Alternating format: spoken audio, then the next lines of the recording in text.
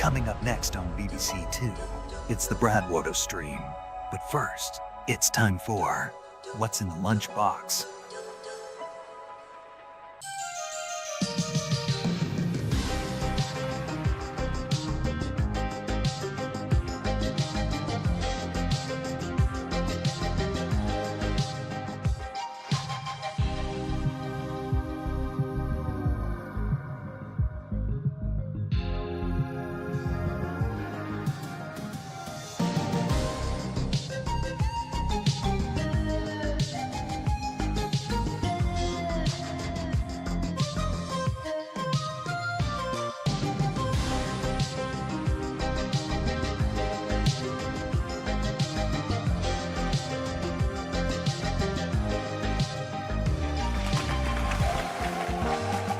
That's right, it's time for What's in the Lunchbox with your host, it's me.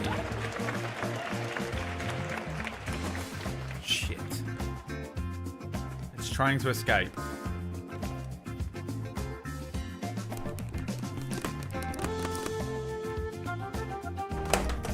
It's too big for the lunchbox, but it is in the lunchbox, as opposed to the other times when I'm like, oh, there's something in there, but actually it's not really in there, and I pretend, and then I pick something clearly bigger up as if it was in there. What do you think is in there? Hi, Sky Toucan. Sky Toucan. It's a wig. It's a snake. It's a 4-hour therapy session. It's a pink corset. It's a folded pair of boxes. Size large. Boxes. Fucked it up. Too late. It's a Spidey onesie. It's a cuddly toy. Or is it a Vauxhall Astra? And I hope it's a Vauxhall Astra. A lot of you think you're so smart and clever because you watched the podcast I was on last night and got a little sneak peek of my outfit for tonight, but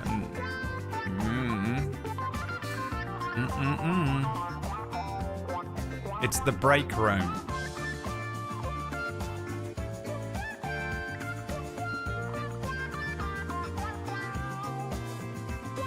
Hello again, Brad. Sorry, no, I was sick in my bed for several days. Why did you say that like that? Why did you say sorry, no? Like anyone responded or said anything to you. Schizophrenia. You didn't mean it. Again.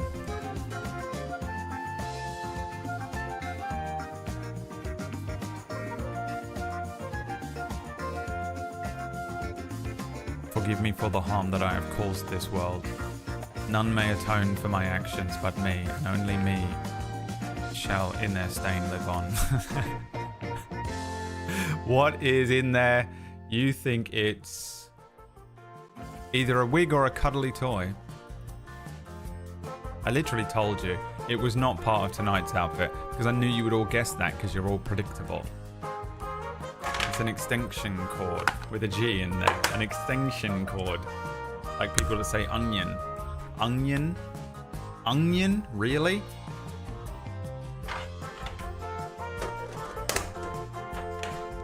Idiot.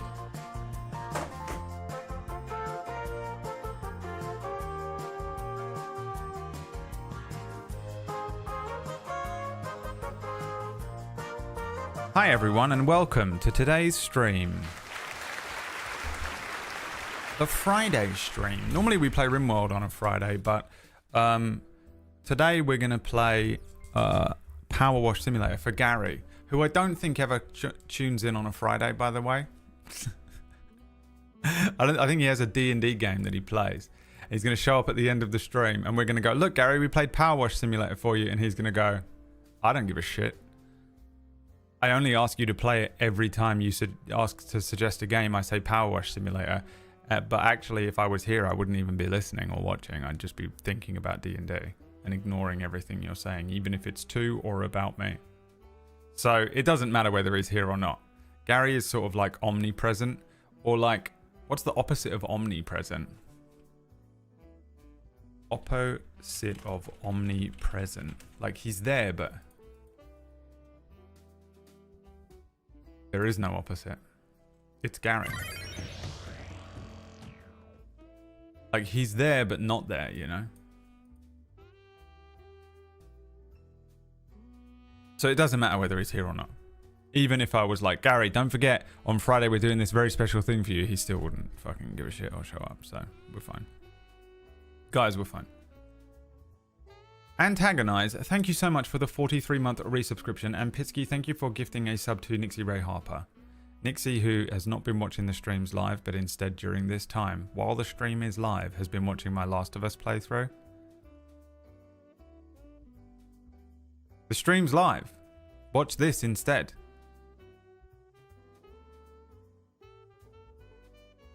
I don't know whether to be upset or not, you know what I mean? Because it's like, well, you are still watching my VODs, so thanks. But also, you know, am I crazy? In honor of Gary, no matter what he wants. He doesn't know what he wants. Gary is Tom Bombadil, yeah. How many jokes you want to say at the podcast but couldn't? Oh, it was pretty much... You have to understand how difficult it is for me to do things like that. To be honest, I think I was banging out a joke a minute. I think I cracked out quite a few jokes. I mean, I'm extremely annoying and I just constantly interrupt and talk over people. And I think about it all night afterwards. But I think I banged out a few jokes. I think they got their money's worth out of me. No? Okay, guess not. Hey, bro. Yeah, you're not funny. Okay. All right. Show me an alt-world version of that stream where I don't say anything at all. I'm the center of the universe. I'm the main character. Yeah, it was very fun. It was very interesting to meet a couple of other creators. There was a guy on there called Morph, and he didn't know that the podcast was even happening until about 10 minutes before it began, which was hilarious. He had already done a 5-hour stream up to that point. Which is brutal, man. It is brutal. By the time that podcast ended, he'd been literally just standing there on stream for like 9 hours or something. Hilarious. Dying. A dying man. I think in that whole time he had like a shake or something like that. I was like, buy a burger, bro. I don't know why he didn't. Crazy. He was cool. And then there was another creator on there called Pooper Noodle. And she told us a story about how she got her name, and it was incredible. It was an incredible experience. And then Naita was on there, who I had been on the podcast with previously. I don't know her very well, but I have been on the podcast with her before. She's very cool. And then obviously Queenie was on there because it's her podcast. And so we did that last night. It was cool. We spoke about like upcoming games, but really most of the time we were just fucking around. I don't know what to tell you. Can't do it, man. I'm not professional. I said I'm not professional. Moon, thank you for the 27 months. I believe someone would admit that on the internet. Oh, dude, that was nothing. To be fair, you know. To be fair, I've heard people tell way worse stories than that. She's cool. She's fine. This man did not know about Subnautica 2. Oh, yeah, I didn't. Or did I? Did you tell me before? It's possible you were like, Subnautica 2 is coming out and it's 2-player, and then my brain went, alright, well, I don't care then. Also, who knows, man? Who knows what I know and don't know? My mind wipes every night. I'm in Severance. This is just my innie. Everything you tell me and that happens on this stream does not come with me out of this stream. I just completely I get in the elevator. I don't remember anything that happened. Akuchaku's here. How brain dead are you feeling today? One more. Are you going to do a stream today? You kind of got it, haven't you? Not terrible? Okay, that's not bad. I didn't get to see main character because I was on this podcast. So I don't know what happened. I don't know if it was DM intensive or not. I guess we'll never know.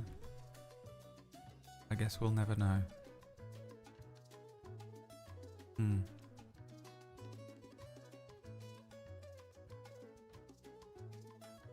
was good? Okay, yeah. I'll probably watch it over the weekend. I've got to sit and work on my own table story work. We're going to polish off non-canon tonight. It's the end. So, is this the end for us, my friend? It's the end, baby. It's the end of non-canon. I will be dressed up as L. Who is it? Drag artist. And then we move on to Untitled Table Story Project number 69. Hi, Keeper. My eyes really like sting today. I don't know what it is. Maybe it's too much screen time or something. You know when your eyes feel like achy. I put eye drops in, it did nothing. It did nothing. Nothing, I tell you. Still feel like I need to sneeze. I've been doing humidifying, self-humidifying. I just get a hot pan of water and just stick my face over it with a towel and just sniff in for 10 minutes. I can't really tell if it's helping. I'm going to continue doing it, but there's something horribly wrong with me. There's something wrong with me. Hi, Kyrie. Oh, I found that TikTok I wanted to show you. No one cares. No one at all cares. Brad, we have no idea what you're talking about. We don't even remember you mentioning that there was a TikTok that you wanted to show us. We don't give a shit. Well, I'm going to show you anyway. Alright? Yesterday we were talking about Kingdom Hearts. And I said, I saw this TikTok and for some reason it just made me laugh so much. And I wasn't planning on showing this on stream, but it just, for some reason, it made me laugh so much.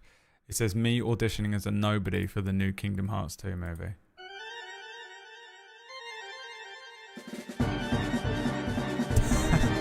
It's the way his head moves. Why is it so good? Dude, there's something about it. Like, the thing that makes me laugh is that he ain't got nothing better to do. Right? There's something about how he hasn't got anything better to do. And he's in there, and it's the way that he starts just doing this, and then he gets the head involved. Watch. Dude, it makes me laugh. So there's so many elements to it. And then on top of it, it's actually genuinely bang on.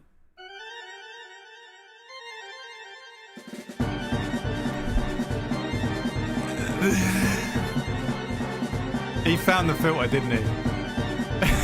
He's taking it so seriously. Taking it so seriously. Do you reckon he's got raw footage of it? The original. Upload the original, bruv.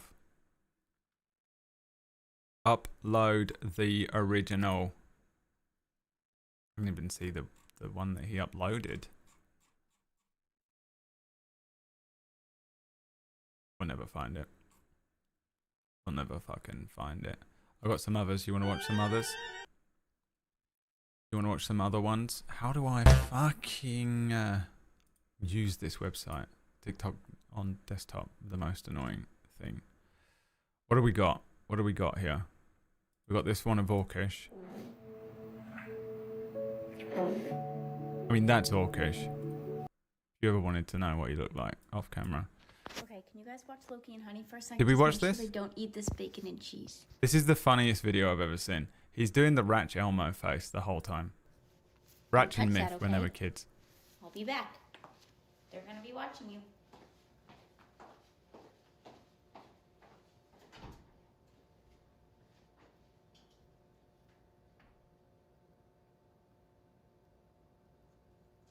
Immediately. What a little shit. His face. His face is so good.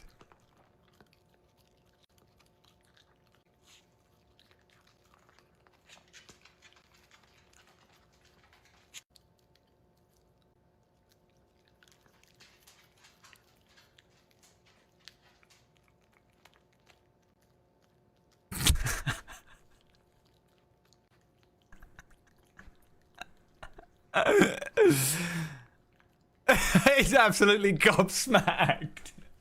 Can't handle it. Oh, honey. Oh.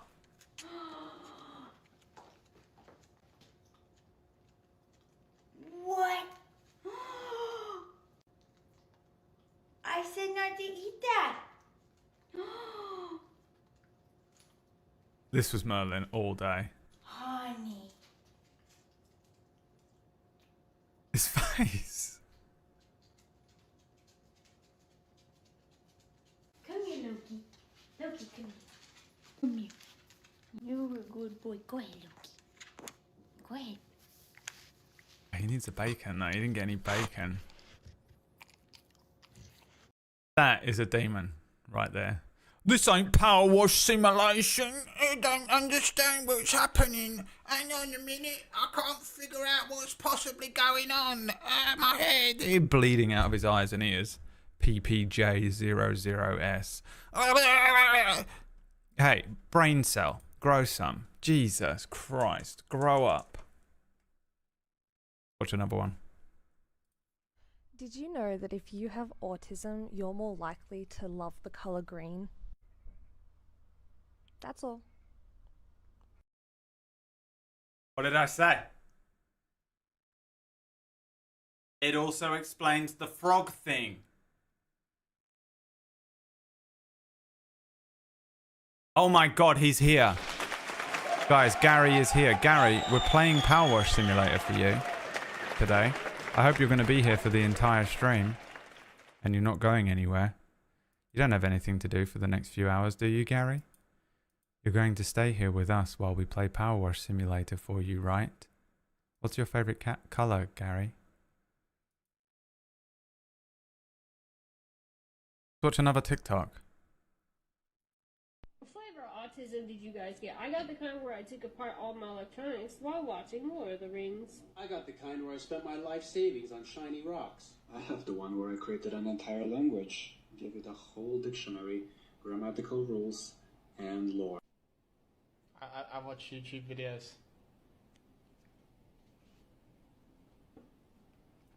I watch videos. You know, sometimes there's this cat that goes on my balcony and I go, ah! And the cat goes, ah! Well, I'm going to stop the video. That is the one that you got. Dude, it's got to be the worst thing ever, man. You look at some people with autism and they're like, yeah, I built a fucking skyscraper. I engineered the most incredible bridge on the planet. I've literally created an actual functioning AI droid.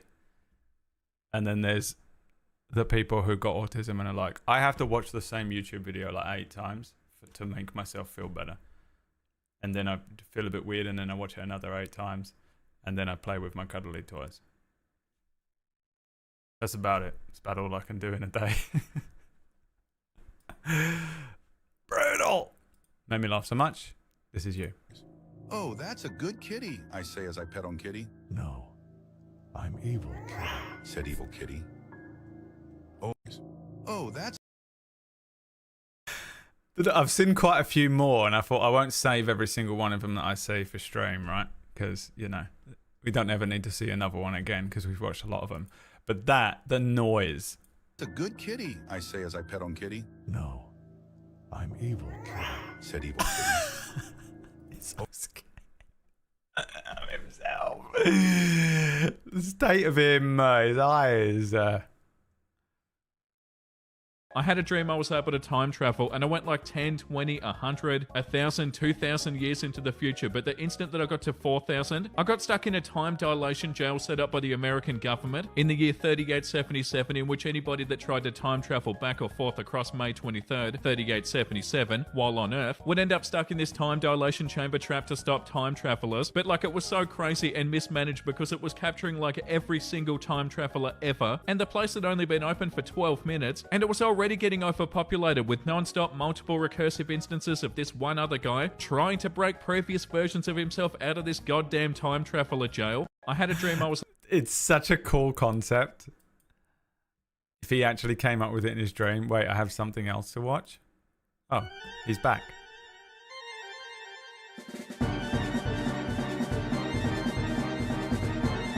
This is how I dance. It's genuinely just how I dance. No matter what. Normal dancing.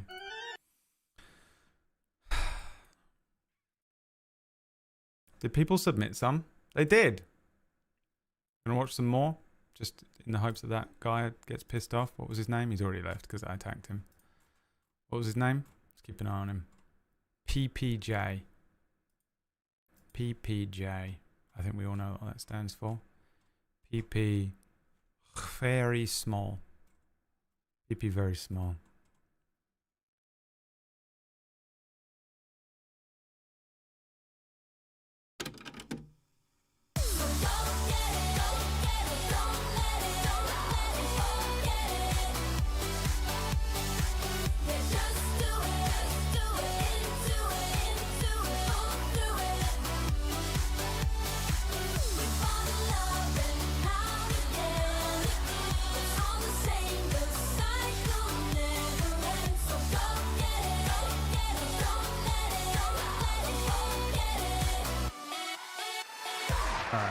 Okay.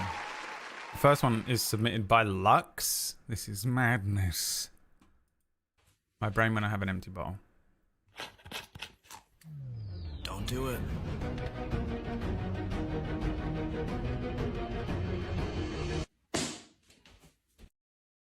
Yeah, same. I have to hit it on something. Something. A table, a wall, something has to be hit. There he is. He's been listening to me. Been listening to me and Annie have conversations about Severance. This one's from Toodle.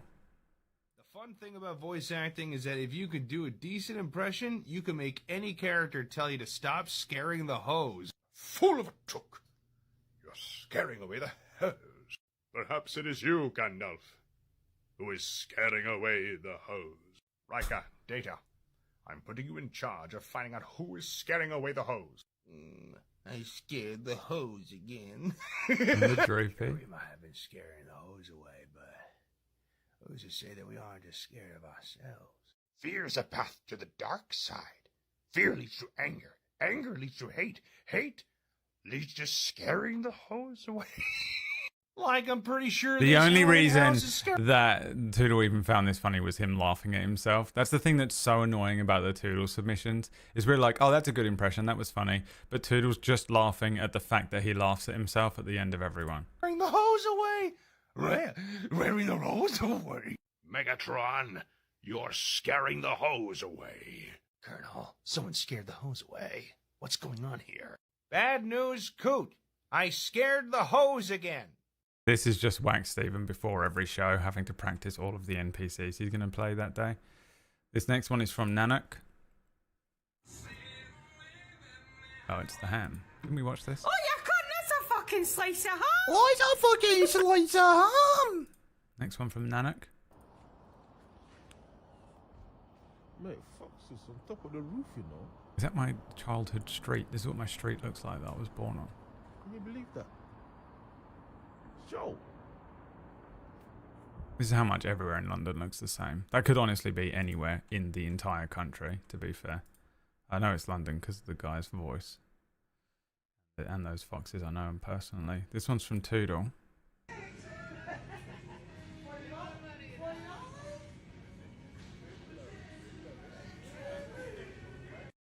Why are the eggs $40? What is that? How much is $40? Inflation hit that bad. This one's from Penny. All right, time for a beach day. 1, 2, 3, 4. Oh, yeah. Off. Oh, tell me the truth. Are you off? I saw someone say just film it. Straight up. Oven be on, take thy flesh. And I think that's a great idea. I'm going to start doing that. Okay. Filming. Good to go. I just Make a little video for yourself. remember if I checked the stove. The problem is he touched the outside of his door and then placed his hands into his mouth. So this guy doesn't have real OCD. Get some germ OCD, baby. Get right on the fucking OCD meme. If you want to be OCD, get some real ones. Don't just have all these fucking fake checking oven ones. Get some real ones in there, baby. Next one's from Theory of Games. Hi. Hi. And how are you? How small I'm talk good, sounds. and how are you? Yes. Some weather we're having, huh? Oh, and it is nice, and the birds. And animals. I love animals. Yes. And the dogs in the sky. Yes, the dogs, the weather. Yes. Yes. How are you? Good. It is good. How was the family? So good. Yes. I mean, maybe I do have crippling autism. Maybe I don't, but it is brutal. That is just any conversation between normies. It's like talking to Lele. That's a conversation between Lele and her mum. And you're just stuck there like, Jesus Christ, this is what you guys do all day? You just talk about nothing all day? And you're just fine skipping through life? La la la la la. You haven't said anything for 4 hours. It's crazy to watch. It's crazy to watch. Working in any building where there's just normies in there is, oof, I can't do it anymore. You can't subject me to it. You never take me back.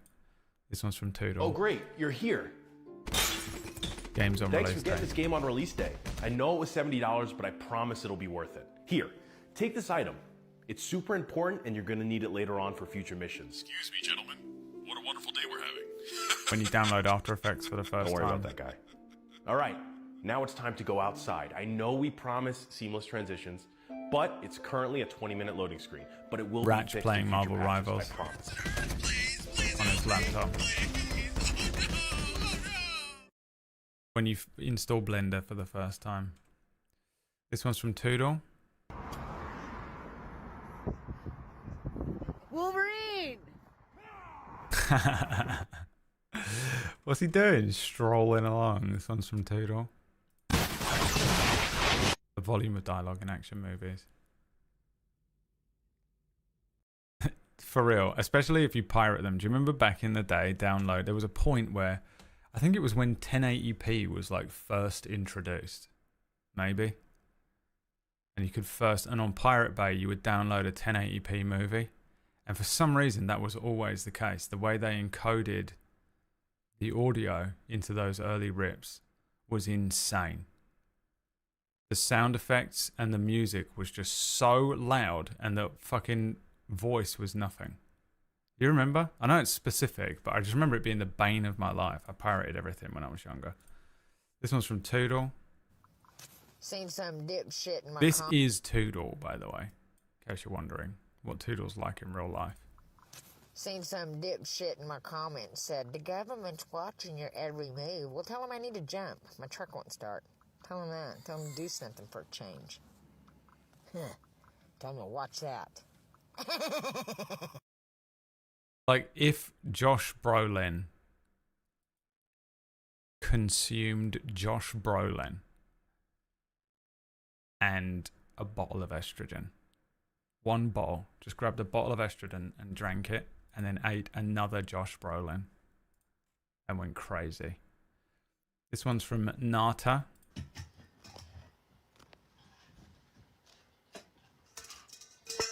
Fucking Christ. Dogs, man. You wouldn't even believe that had happened if someone told you that. Like the type of shit I feel. I used to get on the stream and be like, Merlin did this crazy shit last night, and you'd be like, nah, he didn't do none of that. He didn't do none of that. This one's from Pitsky. Sorry I missed your call. I don't answer calls because you know how to type and I know how to read. So glad we could solve that issue. Goodbye. Correct. Never call me unless it's an emergency. This one is from Chicklet. Don't lecture me, Obi-Wan. I see through the lies of the Jedi. I do not fear the dark side as you do. I have brought peace, freedom, justice, and security to my new empire. Your new empire. Don't make me kill you, Anakin. My allegiance allegiances to the Republic, to democracy. If you're not with me, then you're my enemy. Only a Sith deals in absolutes. I will do what I must. You will try. I have failed you, Anakin. I have failed you. I should have known the Jedi were plotting to take over. Anakin, Chancellor Palpatine is evil. From my point of view, the Jedi are evil. Well, then you are lost. Chickley thought I was going to really enjoy that, and honestly, you wasted 45 seconds of my time that I'll never get back. This next one is from Chicklet, and if you waste more of my time, Chicklet, you're banned.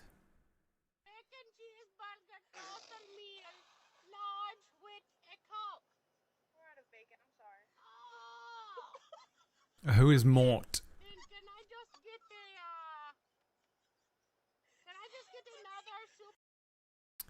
Madagascar. Never seen it. Alright, Chicklet, you are on thin ice today. That's a lot of my time you've wasted. Next one is from Newt. JFK or Eisenhower have also put missiles in Turkey. That's a big thing. And then Turkey was like, yes, please, my friend, yes. You want missiles? Please, yes, come in. Please, my cousin also sells drugs. Yeah. They also put missiles in Italy. Yeah. I think if you're going to put missiles in Italy and Turkey, you've immediately got a weak hand. So I'll tell you something, you want those missiles fired, they're not being fired. You tell them, you go fire, they go, yeah, in a minute, please. You wait, my friend, sit down, it's fine. That's what happens in both those countries. Yeah. Both those countries have lag. They have Mediterranean lag? Mediterranean Is that lag. Is that a term you're going to coin, potentially? I've just coined that now. Mediterranean lag. Mediterranean lag. You ask a Mediterranean person to do something, and there'll be a lag of an hour to half a day before it gets done. Is there a point... Is there an epicenter where the lag increases? Yes. What is the epicenter? Greece. Where nothing happens at all. This is just racism. This is just racism and I don't appreciate it. I won't accept it on this channel. This next one's from Pitsky. Oh putain, il a dû partir. Là, il est là, oh putain. Oh là là, la bestiole. Oh, il était énorme. What was it? Mais il s'est barré, il s'est barré. Oh, l'engin. Je crois qu'il était plus loin que ça. It is a pig. Oui. Peut-être qu'il va nous charger. Fred, il va nous charger.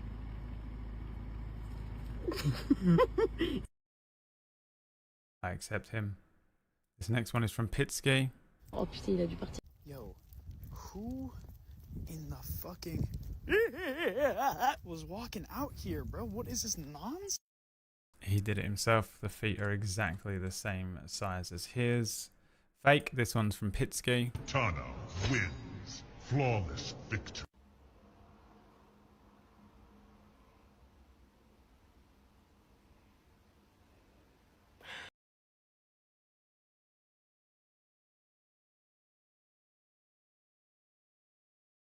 I didn't look quickly enough. Tana wins. I just saw a hand when I first watched it. The next one's from Kipling, which doesn't bode well because Kipling is really on a terrible run. So this one better be good. Got a really good idea for a D&D character I'll never get to use. It's a talking horse. You'd think this had come with some kind of magical backstory about getting turned into one, but turns out they were just born that way. You find out that the mother was a centaur, their father is a horse-headed minotaur, and they have a sister who's a perfectly normal human. They're a rogue thief because nobody expects it. A horse is the culprit. You're an orc guard in a fully garrisoned and protected fortress 2 miles into a mountain. You're standing post and suddenly you hear a knock outside the door. You know you're not authorized to move from your post, but your curiosity overtakes you and you open the door. A horse is standing there. As your brain races to think of some explanation for the sudden and unexpected presence of the horse, it leans in and whispers, "No one will ever believe you." See, I've seen this before, and also I've seen the original, which this was stolen from. This last one has to do a lot. This is the last one of the day. And if this one doesn't make me laugh, I'm going to end the stream. It's from Toodle. The way that I don't even need it confirmed, I just feel it confidently in my bones that in the Star Wars cinematic universe, there is a woman out there driving around her little space vehicle with a bumper sticker on it that says like Trooper Wife. Like, you know that she has a sweater with like the First Order emblem on it that says weathering the storm. This is an American joke, isn't it? This is a joke that only Americans will understand because of their weird military thing. There's 100% a mug in her possession that says "Trooper wife, happy life." She 100% has made a social media post saying something like, This is some American shit. strong Comedy enough to for be Americans. a trooper's wife, crazy enough to love it. When she's in line to get like her caramel Wookiee latte, she's asking if she can get a stormtrooper discount. Guys.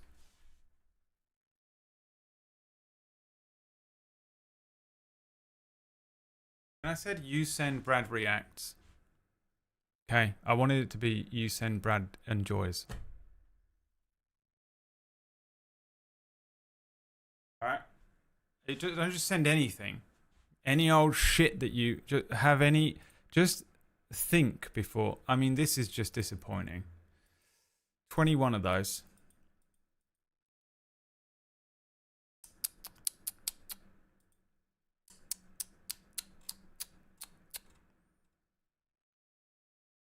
It's disappointing, really, isn't it?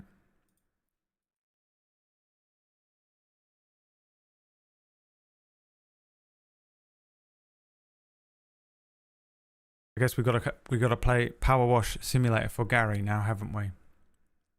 Because of what you've done.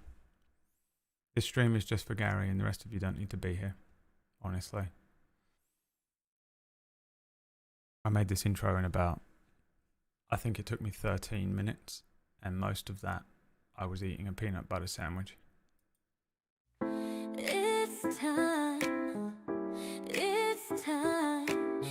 for this to go. Time for us to clean. Get your washer out, boy. Get your washers out, girl. It's time to clean up. Power wash me, baby.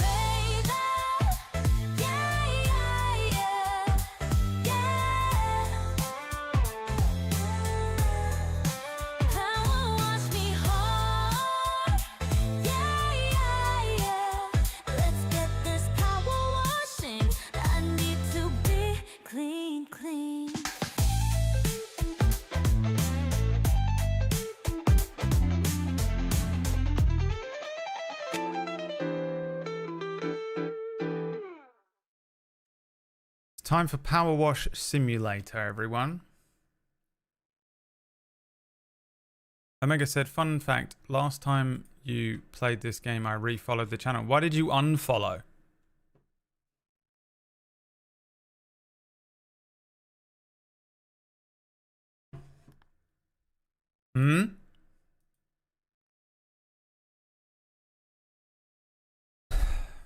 Alright, we got some specials. We've got seasonal specials, Shrek, Alice's Adventures, Warhammer 40k, Back to the Future, SpongeBob SquarePants, Tomb Raider. Which one should we play? Gary, are you in here? Gary's left, isn't he? Gary.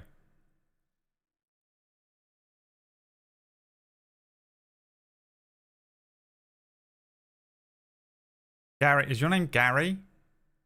Is your name Gary? Time these people out.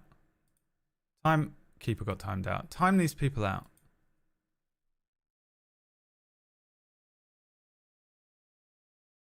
Keeper got timed out. By accident. But I'm going to let it sit. Because Keeper doesn't get in trouble enough.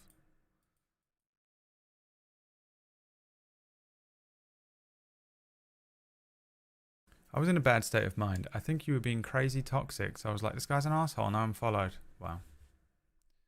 And it turns out you were the asshole all along. All right, fine. We'll have to do a democratic vote. We'll have to do a democratic vote then. What did I say to Gary? Are you going to be here? He said, I'll be here for the next 6 hours. I hate that guy. All right, which one? Shrek. Oh, seasonal specials. Shrek. Alice's Adventures. Warhammer. Back to the Future. SpongeBob. Tomb Raider. Which one do you want? It's too late, Gary. It's too late. You had the choice was yours, and you blew it. You threw it all away. He never said he's going to be here for the entire 6 hours. Yes, he did. Those are his words.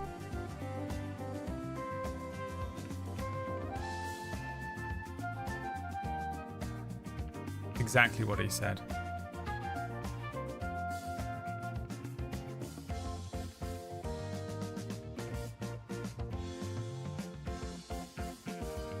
I am here. Lying. He's not here.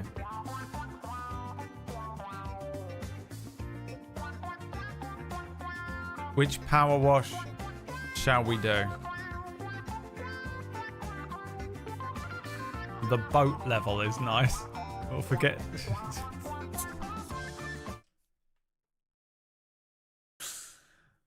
What the fuck is the boat level, Gary?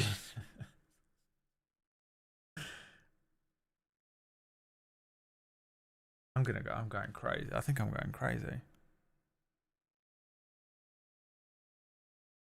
I think I need a normal job. I think I need to go get a normal job. I don't know how I can't take this. What's the boat level?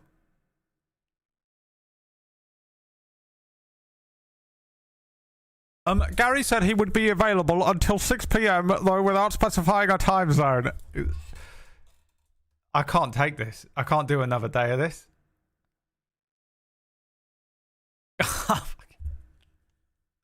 This has to be a social experiment where you're all working together to try and make me go fucking fully clinically insane. Can we make a human go insane?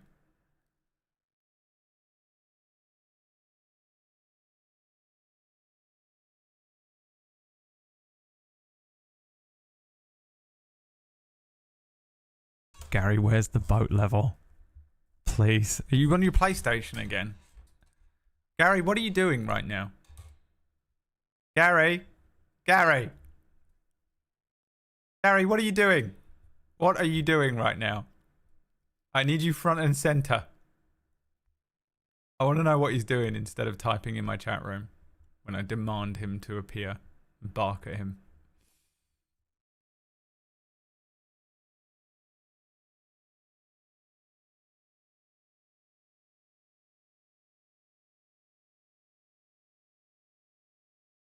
No, we're waiting. We're going to wait. The incredible pressure that we're putting on him. He's never going to come back. You've earned a session with Miss Casey. I would love a session with Miss Casey. His eye fell. He's gone. Dude, where has he gone?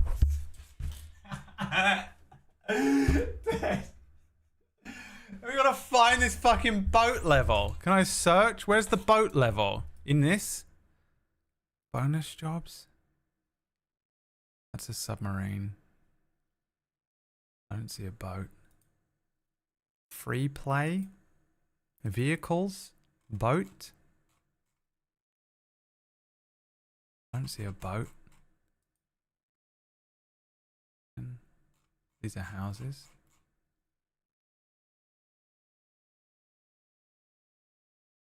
Is it one of these? Ah, this one. The cruise ship? Might be that. It could be any of these. I bought all of these this morning for Gary to be able to do this. This is why I would be, by the way, this is why I'd be the worst parent ever.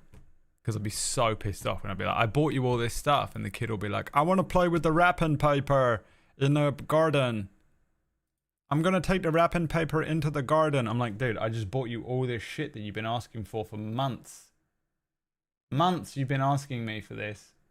And you want to play with the fucking stuff I wrapped it in the garden? I want a new son. I bought all of these things this morning. All of them. I bought every single DLC for this game. So that Gary could pick which... we're playing Powerwash. He'd be so excited. Oh, we're finally playing Powerwash. I can't wait. I've been waiting for this for so long. I was like, you can pick whichever one you want, Gary. We'll do any level. Any level you want. And he wasn't even here. And then I said, which one? To everyone else. And he showed up. And then I said, which one do you want, Gary? And he said, the boat one. And then left.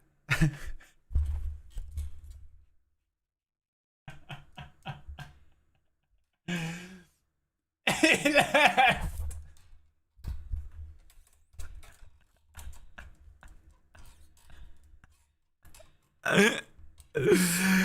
We got the Shrek ones. Rewash Shrek. Shrek Duloc. What the fuck? This isn't Shrek. The fuck am I looking at? I've not watched Shrek, so I don't know. I think I watched it once when I was younger. I know. It's like, I know Shrek from memes. Alice, oh, you have to do all of the levels, right? Okay. Warhammer. A Land Raider.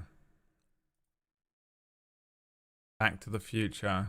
Doc Brown's Van. SpongeBob. Conch Street. Tomb Raider. The Croft Manor. Sorry, Mum made soup. Gary, I'm losing my mind. Gary, I'm going crazy. Seasonal special. So this one, the cruise. Is this the one you want? I don't even have it. Why don't I have this? This is you picked the only one I don't have. How do I get this?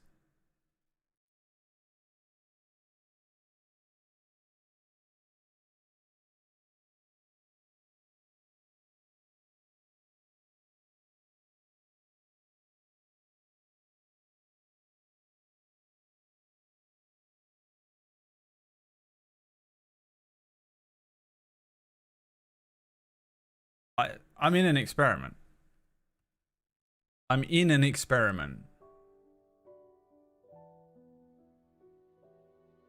Designed to make me go crazy. It's the only explanation for this fucking stream.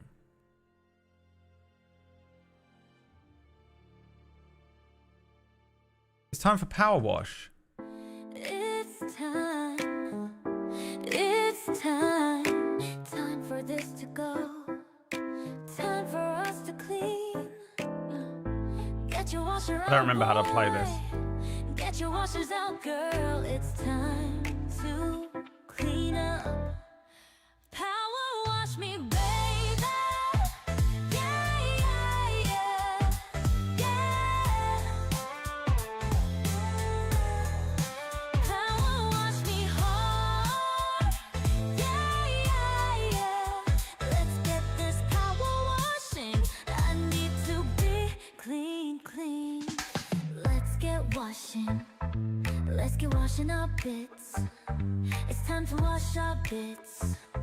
Together, baby, let's wash.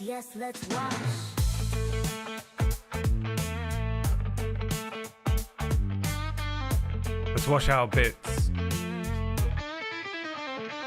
Oh, wash me, baby. Yeah. Yeah. It's been so long since I played. Oh yeah, there's the different nozzles. Alright, away we go. Let's start with this door. Let's get washing, baby. Yeah, yeah, yeah. This isn't its own thing. Power wash me hard. Oh, power wash me hard. Let's get this power washing. There we go. To be clean, clean.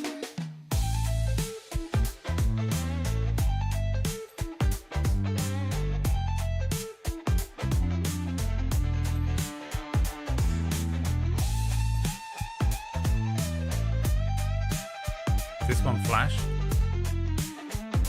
Must have done.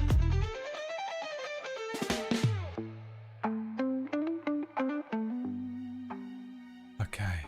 You need to dick from the stream DLC. Gary. What the hell did you just type?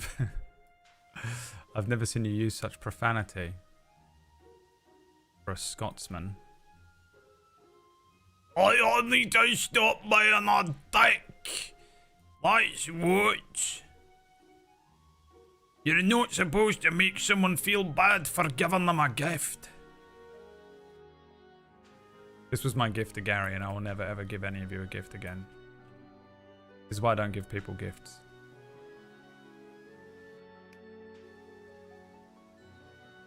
This is why people don't deserve gifts. Why is this one seasonal? Is a cruise supposed to be a seasonal thing? What is a cruise? I gotta book a tattoo in. Me and my twin brother are gonna get matching tattoos. Is that weird? We're already twins, you know. Ratch! Kyoki! Which one of you is in here? There's gotta be at least one of them. There's a very outside chance Myth is in here, but I doubt it. Sorry, typo. Don't you apologize. I want you to swear more. I want to become a bad influence on you.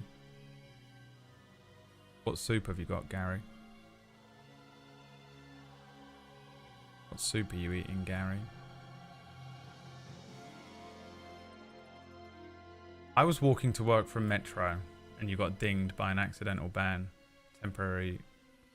whatever. Is Wax Steven in here?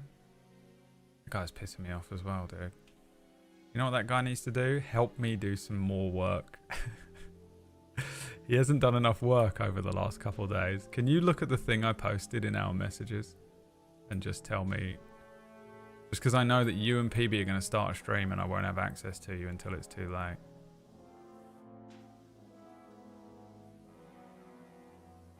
I need you to do some more work. He's going to die, dude. He's going to collapse. They released this as the free summer level, right? Okay. Chicken and rice soup. That's fine. Okay, yeah, I'll do it tonight. I just wanted to check before, because if it was something that I needed to adjust on the go, I won't be able to do it. A few things going on tonight on Table Story. Tune in. A couple of interesting, stupid things. You interested in stupid things? We got them for you. Why does anyone watch this stream whenever I play this? No one does. Everyone's leaving. All right. Are we leaving? The view's going up or down, chat? We need a game to play on Tuesdays. I was thinking of either No Man's Sky or Baldur's Gate. I think No Man's Sky might be a better option because it's easier to jump in and out of.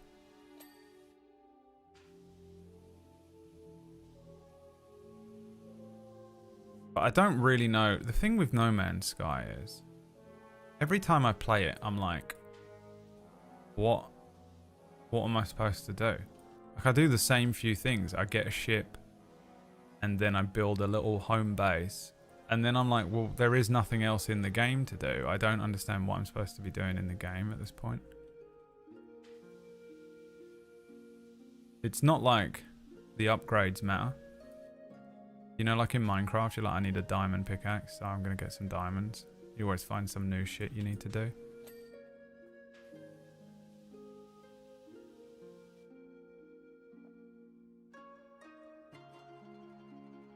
Baldur's Gate 3 is a new update coming with new subclasses. Well, I've only played Baldur's Gate for about 25 minutes because you lot wouldn't let me play it on stream. Can you believe that? I'm a DM on a very popular D&D channel, and you won't let me play the D&D game, one of the greatest games maybe ever made. Can you imagine what it's like to be me?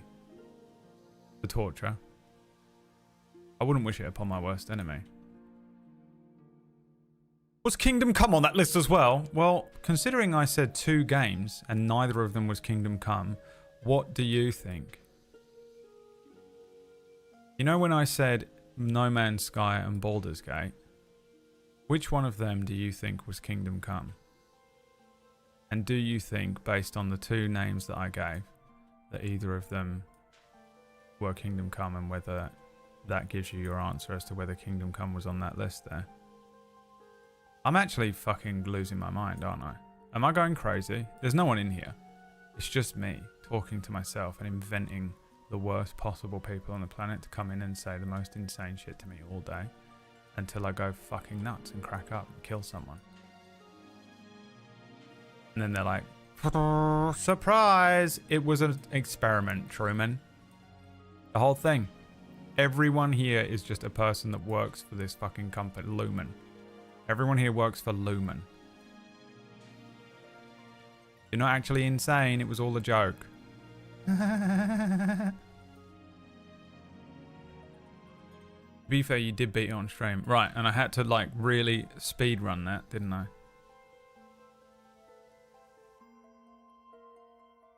Also, the OCD progress slowly building is nice. I like the layback energy. I'm literally here furious right now. Laid back. It's just me complaining and angry.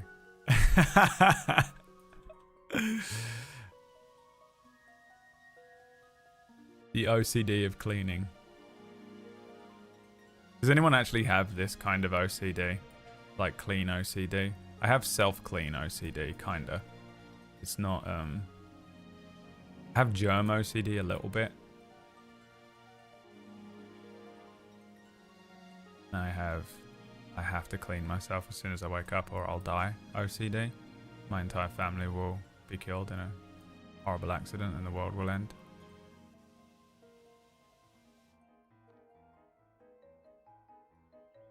Congratulations, you passed. Right. That's where I'm gonna be.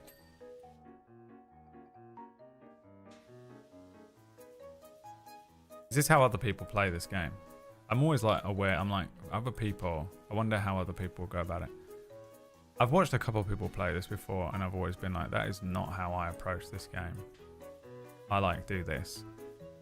Where I progress incrementally along in lines. Because otherwise I don't know what I've cleaned. I'll like lose any ability to know where I'm at. When my anxiety spikes, cleaning helps. I like cleaning with anxiety as well, to be fair. If I can like, if it's not too bad. I think because it's kind of grounding, isn't it? This is not cleaning though. This game would not help my OCD. I think it would make it worse. Not my OCD, my anxiety. But like actually physically picking up stuff and cleaning it and moving, tidying up a room and like washing up and stuff. I think because you're constantly picking stuff up and like doing something with your hands, it takes your brain off of whatever you're ruminating on.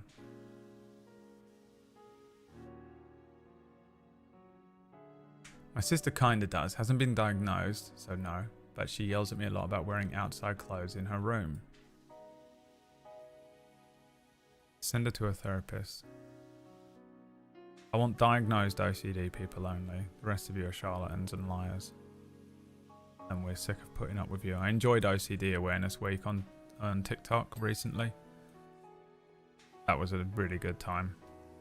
It's slightly annoying because then a bunch of people come out, don't they? And they're like, I also have OCD and intrusive thoughts. And you're like, no, you don't. You're 14 and you don't know anything and you're just doing it for attention. Shut up.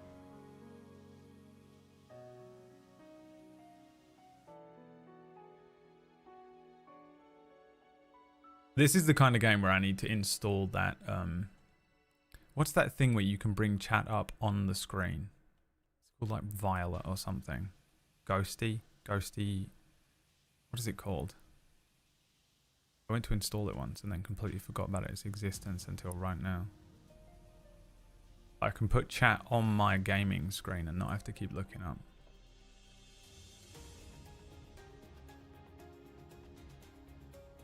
Besides hunting for visual splendor, building masterpieces, or managing a settlement, there really is no concrete endgame for No Man's Sky. What does managing a settlement mean? Because that to me means RimWorld. I didn't know that was in... So nothing. They've added nothing in No Man's Sky this whole time. Last time I watched what this game brought out of Brad, I learned about his entire childhood and realised how thoughtful he is. That's the problem with this game is I just like, there is no game, so all I can do is talk. Which really I kind of realised this morning after promising to play this today that I don't want to actually do that today. Because I have to run a stream later on and I probably should conserve some energy, and just chatting shit all day it's not the most energy I'll ever burn, but it does require me to be perpetually speaking for multiple hours.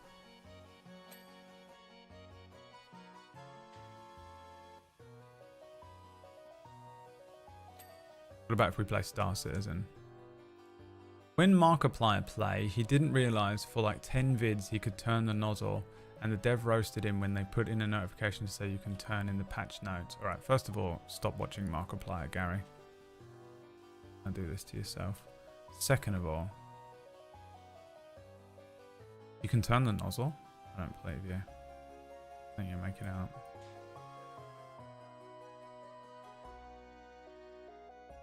OCD is a hell. Yeah, no, it's the worst. Her anxiety is too bad for her to go see someone. Yeah, just go, do it online.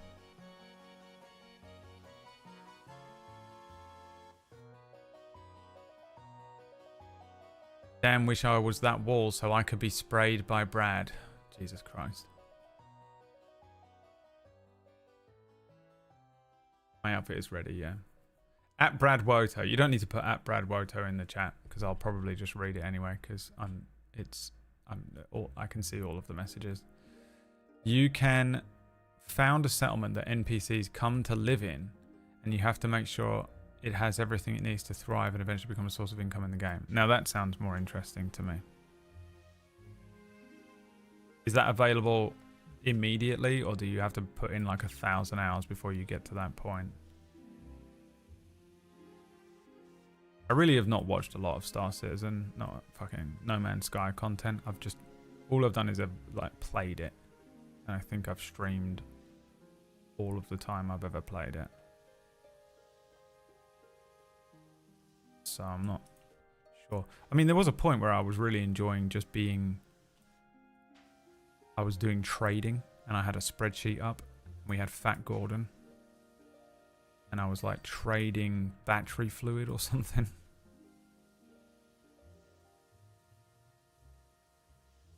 That was kind of fun, I guess. Back off, Gorn. Back off. If you let others in, ship crashes in a few seconds, so please try to keep us away from your ship. No idea what you're talking about. What the fuck is he talking about?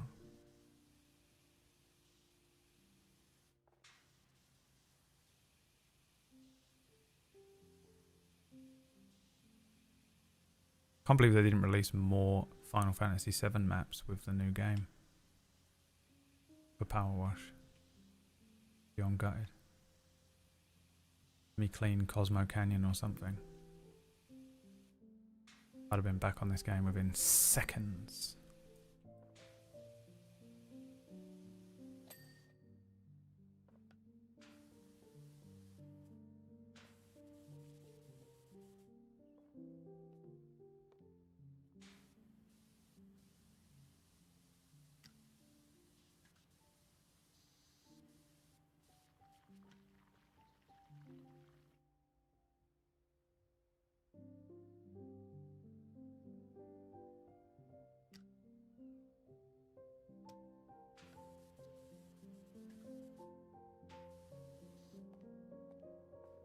Star Citizen. Do I have to let... Can I... I don't know how to... I don't know anything about Star Citizen. I'm not actually going to play Star Citizen. Relax. Okay. Take a fucking deep breath, dude. Take a deep breath.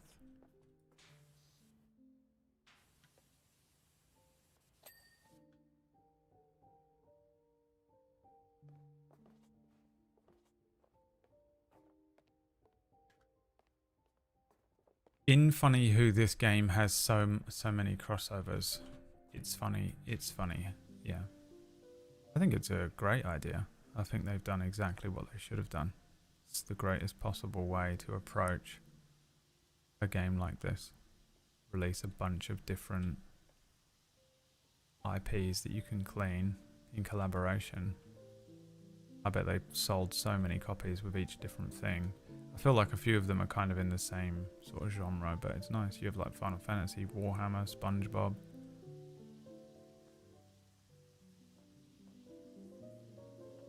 Covering all their bases, kinda.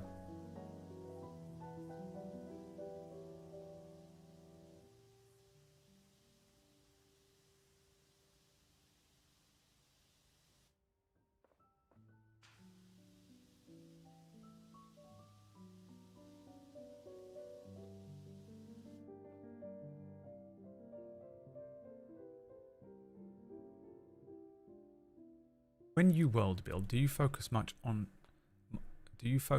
effort on land mass, like kingdoms and towns? Is there a method, or is it place things down and then write something? It depends what I'm doing it for. This new one, yes. The next thing I'm running is just that. I've written an encyclopedia. It's killing me.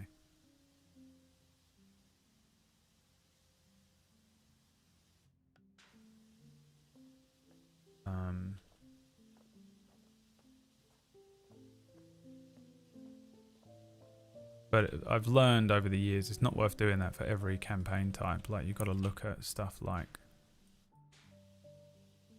what are they going to be doing, you know? Like, there's no point in me making a bunch of towns for an entire, like, continent on the other side of the world that they won't get to. Or, if nothing else, they won't get to during the first part of the game. So it's just a waste of time doing it now. On the, like, my brain gets filled with, like, what if they ask about it? I'll make it up on the spot, you know? You gotta pace yourself, kinda.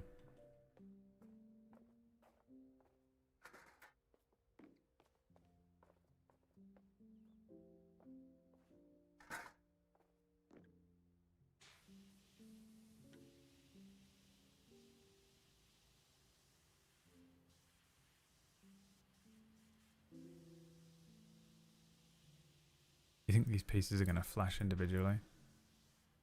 Or do you think it's one whole thing?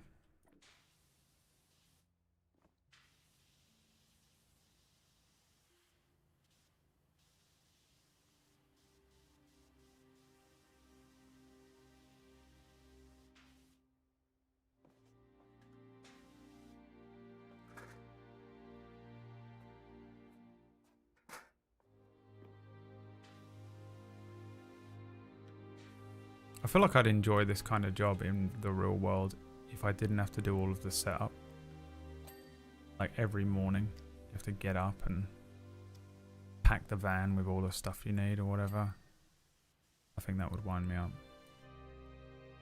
Like, if I could just get to work like this and it's all set up for me, that would be great. But then you're just a day labourer, aren't you?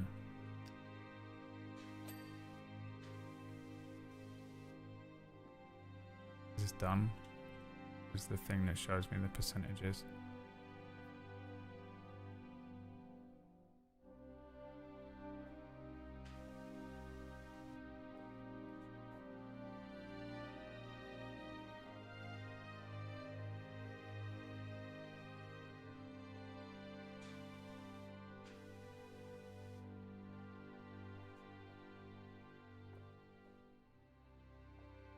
Can't tell. I don't think I remember what flashed and what didn't.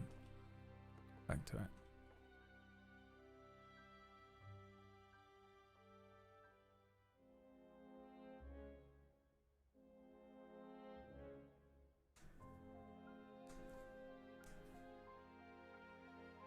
Apparently they're considered window breaking. That would be a tedious annoying. I'm really glad they didn't add that. No one wants that.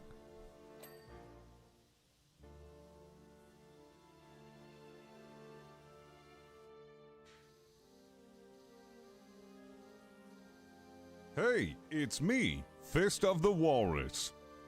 Fist of Walrus.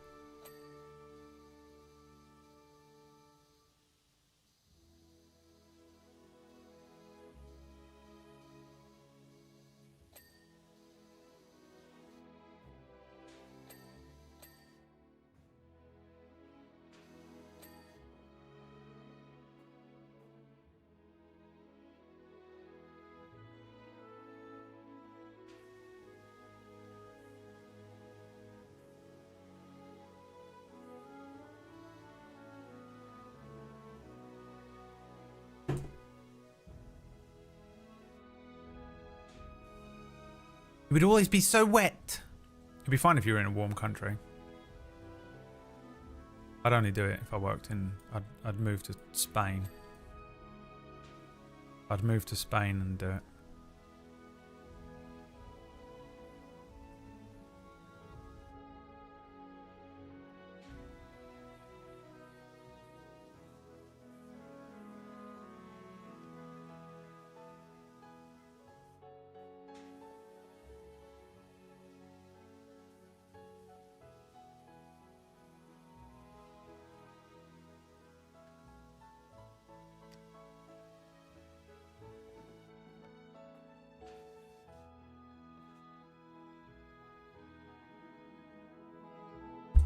I'd listen to Brad narrate Gary's book of stuff you might not know.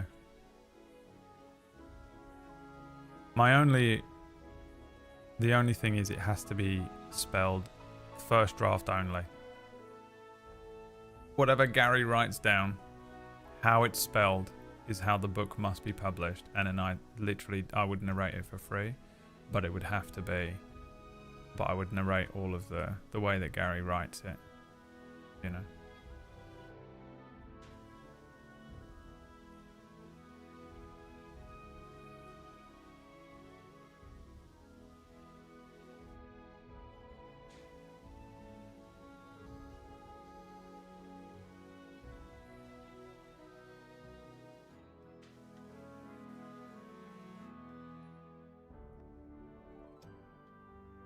You get drenched and covered in dirt. Depends who you're doing it with in Chechio. You know? Sometimes it's fun getting drenched and covered in dirt. What if the person I'm working with is extremely attractive and hot? Didn't think of that, did you? Didn't think of that. Now it's a romantic comedy scene. I cannot listen to this song without seeing Aerith give her mum some bad news in the original game. This song did not play during that scene. Surely not. This is the open world theme.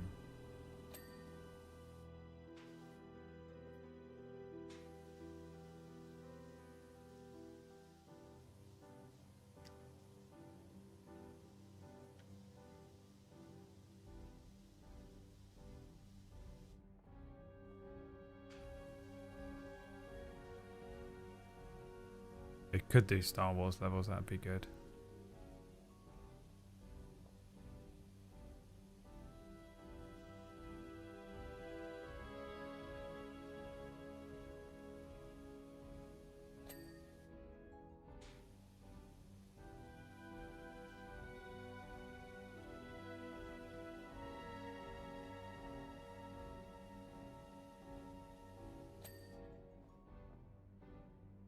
Did you notice my message about how you discover a settlement? So, by the way, so pissed off because I was like, oh, you don't have to write at BradWOTO for every message because I'll read all of them anyway. And then I didn't read his next message out loud and he's like,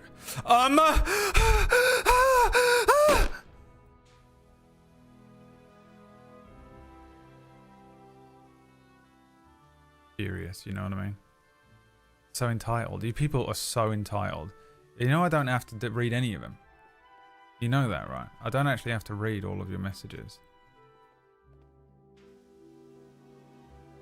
Some of you are in here because you're like, this is my private DM to Brad. Treat this like a private DM.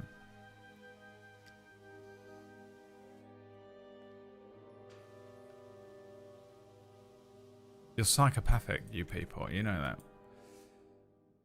In No Man's Sky, you will eventually get a distress call from someone whose settlement is under attack and you can respond to defend and then can become their overseer. At what point in your character's development the transmission are essentially unlocked is unclear.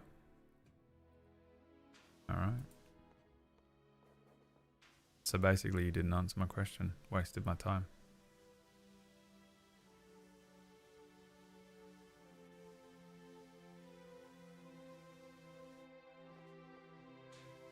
Wasted my goddamn time. I can never be pleased. A petulant child. I promise I'm not like this in real life. Actually, maybe I am. You'd have to ask Emma if you could find where she's buried.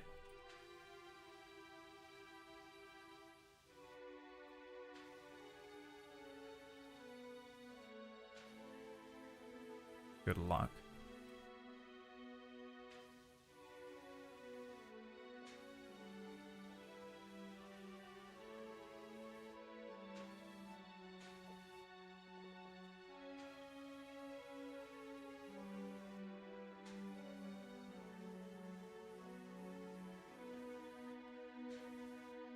Man, I just can't hear this song without being reminded of that scene where Sin attacks Kilika Island. You know, guys? Anyone with me on that? Who said that? Omega? You're fucking dead to me, you know that? You're fucking dead to me. Don't you ever fucking speak to me again. You came in on Powerwash and you can leave on it as well.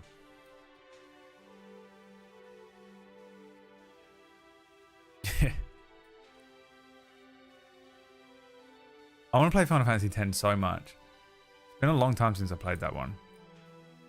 I think the last time I played it was like me playing it myself. The last time I watched a lot of it played was when Emma played it and we had just moved into our first apartment. So that would have been like, I don't even know, 12, 13 years ago. And it got to a point where she was like, I can't do it, it's too hard. She was at that fight with,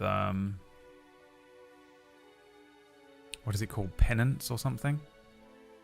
And it's the hardest boss battle in the game. I reckon by far. Depending on your level. Well, I mean, that doesn't really mean anything, does it? I could go for any boss battle.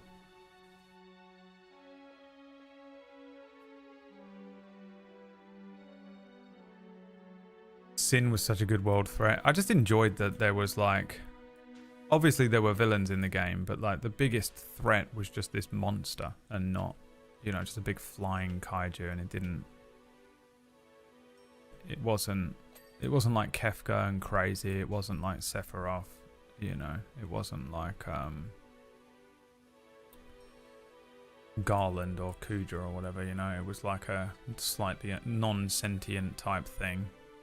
I know there's more to Sin than that, but generally speaking, it is just a big fucking stupid dog animal flying through the air. It's a giant orca you gotta kill.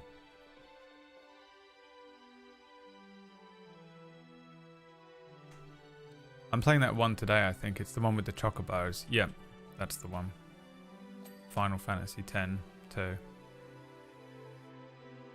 Good old BradWOTO is back. That's right, I'm back, guys. I've been away for so long. Does anyone know the last time I streamed? It's been so long. I mean, I've been away almost, I'd say probably for about 25 years. Lost in a time vortex. Luckily, I've returned.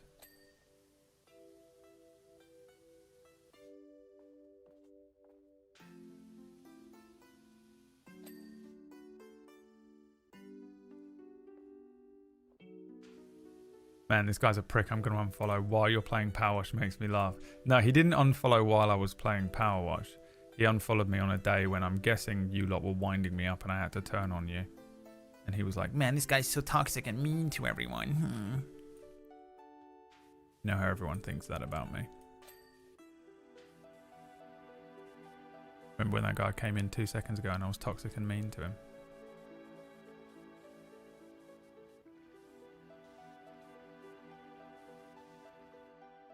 Fragile egos, man. They're cringy. Are you talking about me? Did I do an egotistical thing?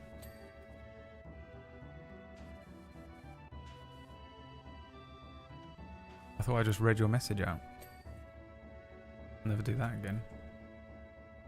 No, sorry, I didn't mean you. Oh, what are you talking about? Oh, because... you know, I'm going to get that down there. Because I want to. You want to know why I've done it, the order I've done it in, chat? Do you reckon you can guess? Why I did these walls first?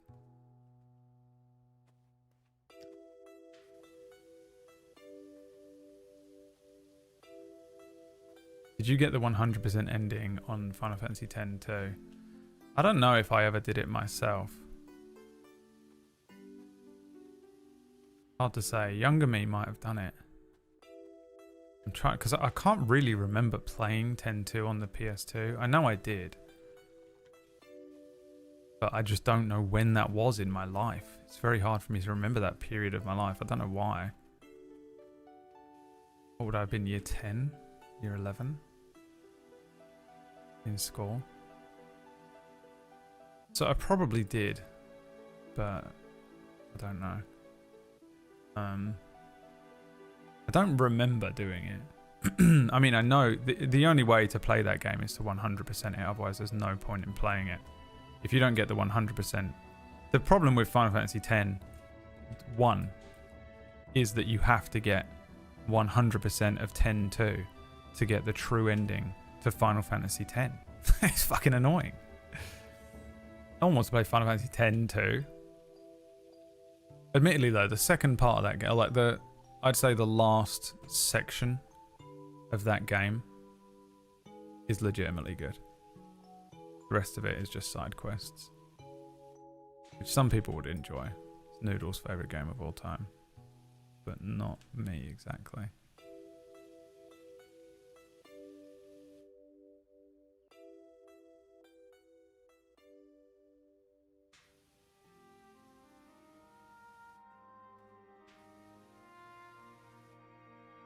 To get the hole, to get the hole. Is that what I said? Guys, you can't attack me today, alright? Leave me alone. It's a Friday, I'm not allowed to use energy. I have to conserve energy.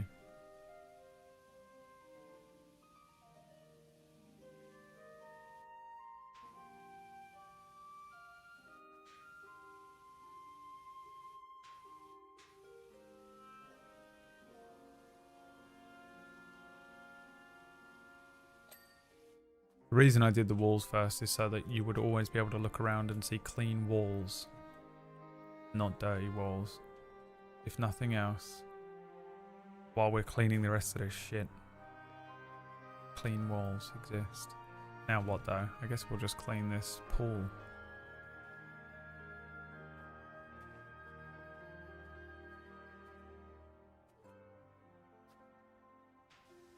Definitely watched it on YouTube.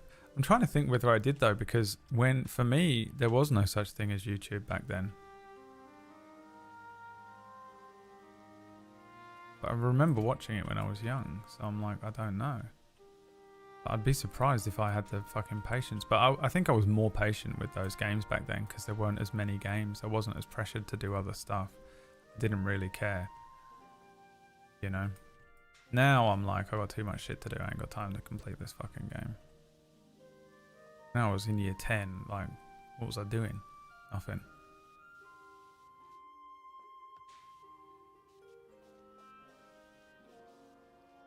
I feel like it's possible that I would have done it. I used to 100% games when I was younger because I didn't have any other games.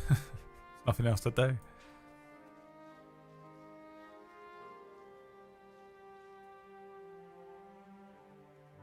So my answer is I don't know. I have no idea. I would have done that.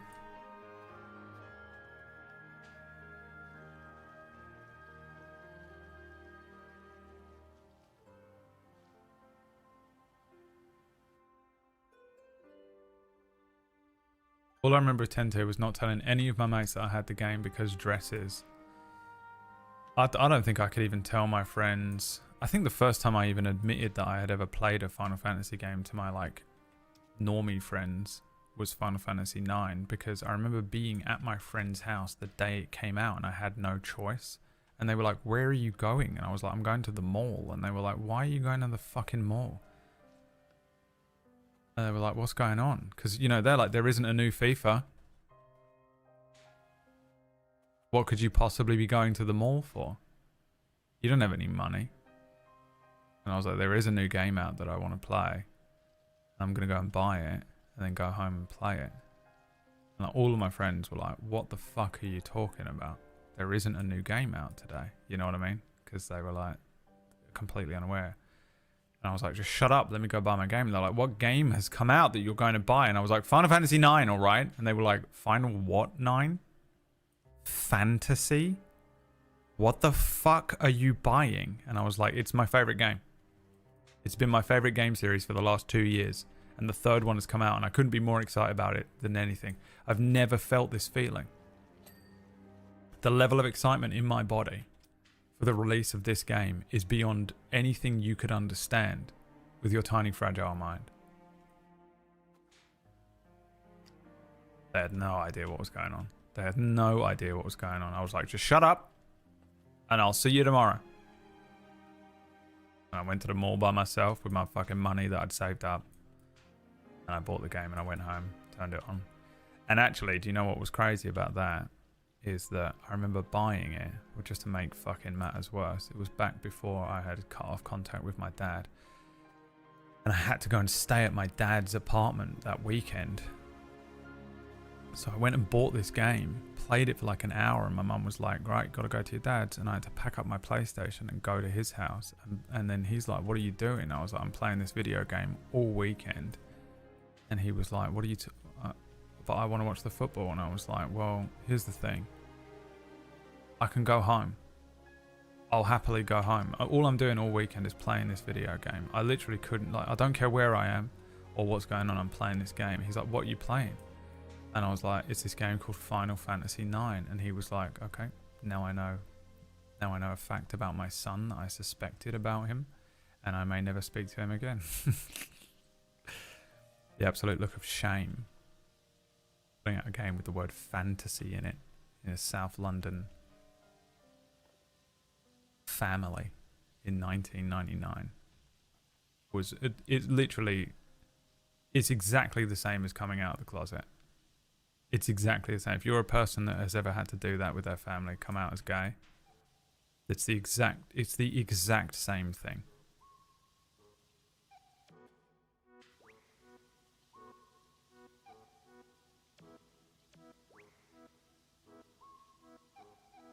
Let alone when I had to come out as gay.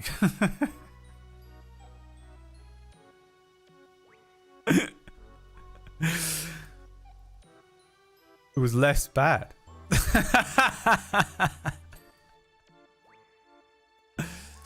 It's true, PB. It was fucking brutal. All of my friends were like, what? It was Final Fantasy IX. For 2 years, I had kept it a secret. I only knew like 2 other people in my whole town.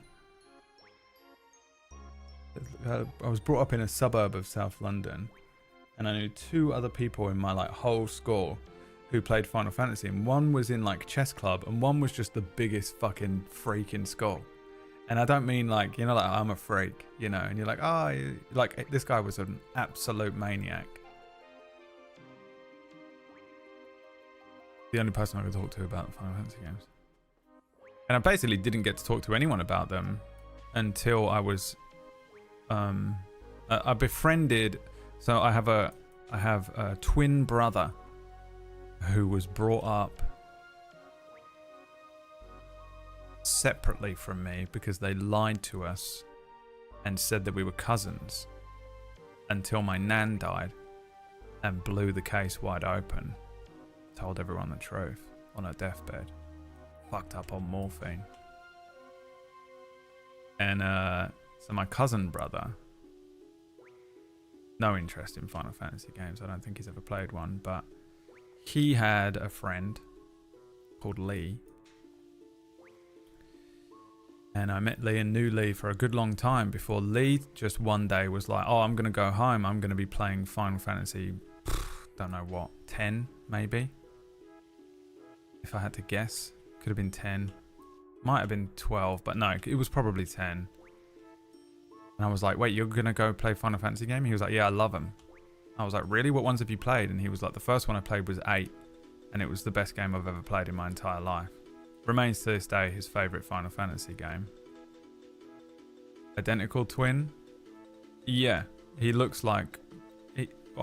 we were talking about this the other day, but he's my Ratch. I'm the myth and he's the Ratch. Because he's like got the normie haircut and a shaved face.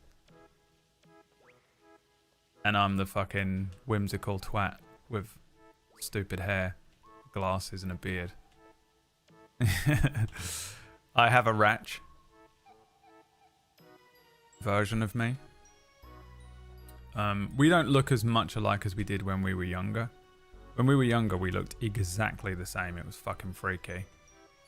People used to come up to me in the street all the time and go, oh, you alright, Luke? And I'd be like, you know, like when you don't realise someone's talking to you at first and they're like, how's it going, Luke? How you doing? It's been a while. And I was like, and the thing is, and it would happen to him as well. People would just walk up to him in our teens and just be like, all right, Brad, how you doing? And he'd be like, what? And he'd be like, how you doing, Brad? But me and him would both do the same thing because we thought it'd be really funny if we told each other the story. So I would just go, oh, how's it going, mate? Yeah. And they'd be like, oh, I haven't seen you since school. You know, or whatever. They'd be like, oh, we went to primary school together. And you'd be like, oh, yeah. How's it going? What are you up to? You got a girlfriend?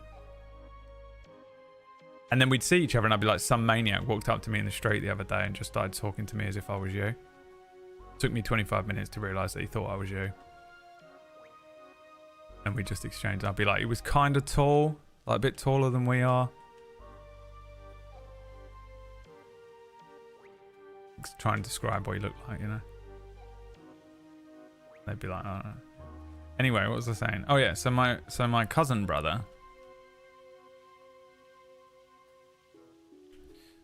who looks like me, but if you were to sort of chop all my hair off, take my glasses off and shave my beard. He's also got that thing of like, he's got kids now. He's got 2 kids that he sort of, what do you call it? Adopt, inherit with the relationship. 2 kids that came with his wife. What is that called? And he's got one of his own. So he's got that life haggardness to him. The life haggardness that you get only with having children. And I'm like, I'm still pristine, like I've been kept in the wrapping to be sold on. You know? Because I didn't have kids. How do you describe that? Do you know what I'm talking about? Life haggardness. I had kids and you didn't-ness. My sister's starting to look older than me. Because she's got fucking 2 kids. I can be resold at fucking purchase value. So he's kind of got that going on. But yeah, we basically look the same. I'm seeing him soon. We're gonna get, like I said, we're getting matching tattoos, which is lame, but we're doing it anyway.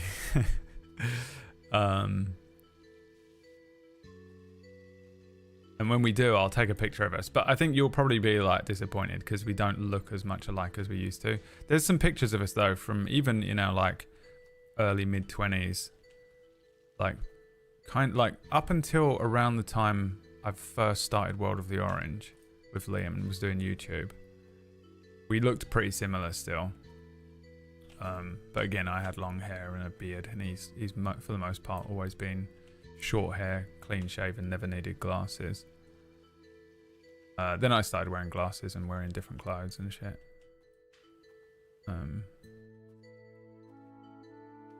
Yeah, pictures of us as kids. I'll find some. There's plenty of them. I think my auntie actually sent me a bunch before. I wonder if we're together in any of them. Hold on. I'll pull them up.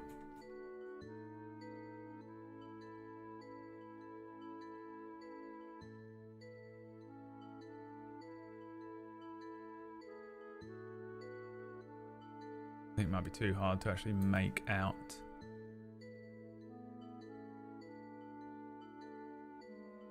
Our faces. I've shown before on the stream a long time ago.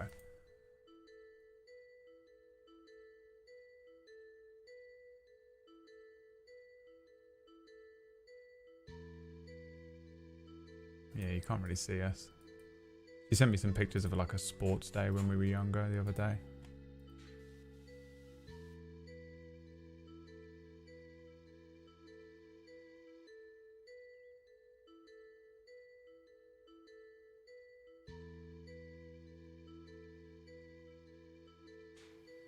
You share fathers? Well, that's the suspicion. We need to get a blood test.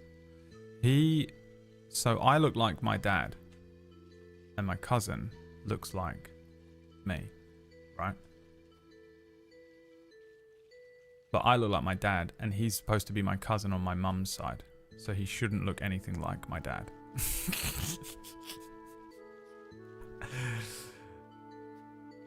And there was this suspicious part of our childhood where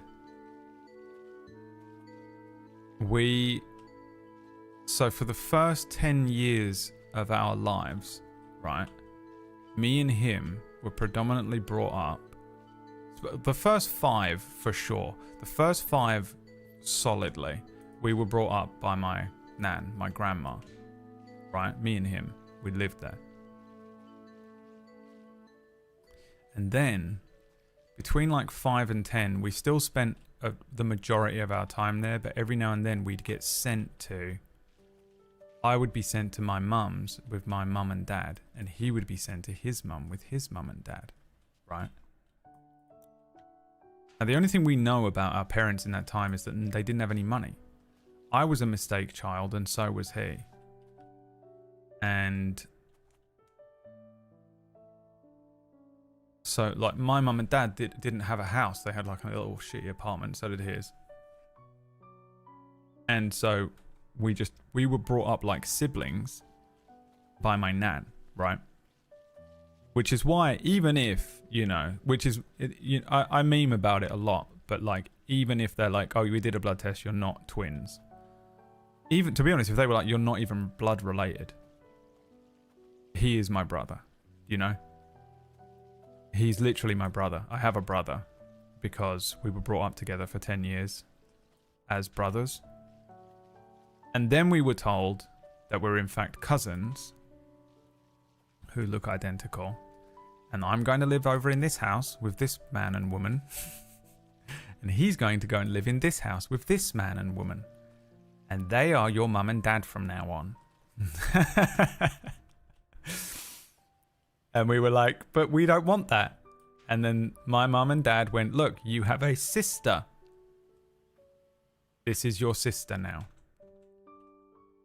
Why is my character moving so slowly? It's like he's run out of energy. Why is he moving so slow? Because I'm on an incline. Yeah, so like my mum and dad were like, look, you have a sister, you have a sister. This is your only sibling now. And I was like, okay, whatever. And he had a little brother. They were like, look, you have a little brother. And this is your cousin. And remember, whenever anybody asks, Bradley is your cousin, you know. Luke is your cousin. And we'd be like, okay. And then, to be honest, even then, so even after that happened, even after we had 2 other children brought into the family, my sister and his brother. Now, his brother looks like his dad. And my sister looks like my mum. So, at least on the other side of things, at least one of the children is legitimate. And, but then we were still brought up at my nan's house because they still didn't have any money. So then we were brought up as 4 children at my nan's house for the next like 10 years. Like, until I was like, between 0 to 5, I just spent absolutely no time in my house. I don't know. Between 5 and 10, I spent the majority of my time at my nan's house with these 3 siblings that I had, right? So I had my sister, well, in order of age, I had my brother Luke, who's my twin brother. I had my sister, who's 5 years younger than us. And then my younger brother, cousin, who was 6 years or 7 years younger than us, right? So then us 4 were brought up for such a huge amount of time at my nan's house. And even when we would go home or we would go be sent to these, you know, I'd be sent to my mum's house or whatever, we would then all still go to my nan's house a lot. We all lived quite close. So even if we spent so much, like all of our time as a group of 4 at one of these 3 houses, right? So we were all brought up really, really close knit. Me and my sister have a pretty close relationship because I think of this. And so obviously me and my brother cousin do because we were together for so long. We're very similar people. He's kind of like a normie version of me. Like, he isn't annoying normie where he's just like talking about the weather or whatever. But, you know, his life has been very normie. Like, he went and got a normal job and he, you know, he's always wanted like a family, and he's very emotionally open as well. Whereas I am not, and definitely wasn't. I'm much more emotionally open now, but he is a much more emotionally open person than me. So like he was just like, he would just cry and stuff all the time. He would just, you know, if something was happening to him, he feels it. He's a bit like, you know, like how PB just feels everything at 100%. He's kind of like that, but less histrionic with it. He's, you know, he just feels stuff, whereas I was never like that. But we were very close, and we still are very close. I don't ever get to see him as much, but that's just, I think, being an adult, isn't it? We had a conversation the other day about how we don't see each other enough, and we're going to try and fix that. That's why we're going to go and get tattoos. And then you have my sister, and so my sister is 5 years younger, and she's the same as well. She's kind of like, she's a normie who went, she put herself back into the Matrix, man. Like, she was hardcore, dude. Like, she could have been like I honestly believe if she had went to like university and studied philosophy or something, she'd be releasing like crazy philosophy books and shit, because she was like 10 and being like, I don't understand all these institutionalized systemic issues that are happening. And I was like, what the fuck are you talking about? She was just like clued in to like the Matrix. And she's very smart. She's funny. Again, like me. But then she just got traumatized by some like stuff. But weirdly, it wasn't even like obviously. So she wasn't traumatized by my dad like I was. My dad was horrible and abusive. But she missed all of it. She was too young, and my dad never took any. I don't think she ever experienced any abuse at his hands at all. Like, by the time he left, she would have been like 9, and she never really experienced the abusive side of my father. But she did have to deal with the fallout and like a lot of the stuff that was happening to my mum and how my mum had to deal with everything.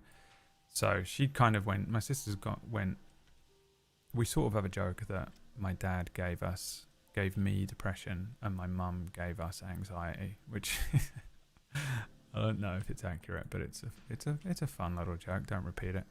But yeah, she then had a thing with a boyfriend. She fell in love with a guy. She was so incredibly in love with him.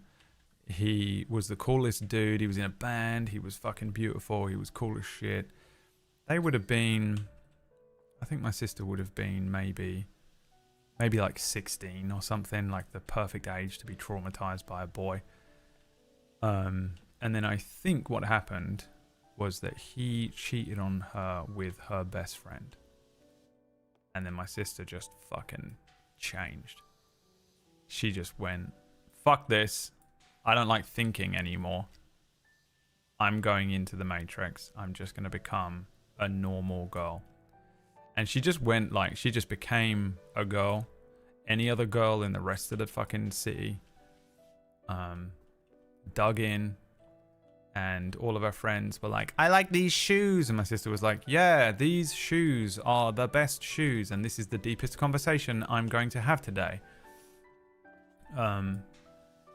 And she sort of did that for a really long time. Eventually, she met a nice guy. They had 2 kids, and she sort of returned, if I'm honest, like recently, the version of my sister that I remember or see the potential of her being. I don't care, by the way. This isn't a criticism of my sister. I will always love her in whatever way she moves through the world. It doesn't bother me at all. It's just interesting because I put a lot of people into these pigeonholes of like, what level of normie are you? Can you handle a fucking conversation about consciousness? And my sister can and always has been able to. She's smarter than I am. And she's funny and interesting. But I think she was like, I just need this. I think some part of her was like, I need this stability that comes with just being fucking normal and just having a normal life, having some kids, being completely the most like normal, whatever the handbook is of life. You know, most people do it. Most of you in here probably are doing it right now. And it is the player's handbook of life, where you follow the basic approach The tried and tested true method. No criticism from me. Just what it is, what it is. And she did that. And I think, I remember being kind of like, a long time ago, I was like, man, this is such a waste of a human mind. But I think she was right. I think it was the same. I did the same thing with drugs and stuff. I had to, some part of you sometimes kicks in and goes, look, if we need to survive this, this is how. Just stick with me. I am your instincts. You need to plug back into the matrix. This is too much for you. It's overwhelming. And I think that's what happened to her. So when we were younger, I know I'm going off on tangents, but this is what Powerwash Simulator does to me. This is why I don't play this game. Because I have nothing. All I can do is tell you about my life. I've got nothing else to talk about. So you had me, my cousin brother, my sister, who is 5 years younger than me, and then my cousin brother's younger brother, Ryan, who he was demonic. He was a demonic child. He has, you know the thing when I play this song and I'm like, I want to say something. There's a part of me that's like, don't say that. You're not saying, it's to the betterment of no one. You're just saying it because you're not allowed to. You're saying it because it's the taboo thing. You're saying it because it would be naughty. You're doing something, you're being a naughty child and you're going to have to go and sit on the naughty step because you've done something. You're being badly behaved and you're doing it for attention. The impish part of me that activates when I'm like, I just want to do something bad and be, you know, not be evil and not try and do something to hurt someone, but say the wrong thing.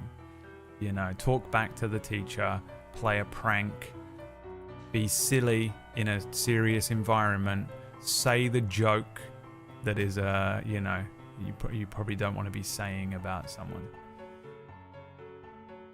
That part of me, he had it too. He was also demonic. Whatever is in the bloodline of my family that gives you that demonic edge, he has it. My sister's youngest also has it. The disease, the curse, whatever it is. I can't even explain it. Unless you have it as well, I don't think you might even be able to understand it. But it is a demonic curse, I think.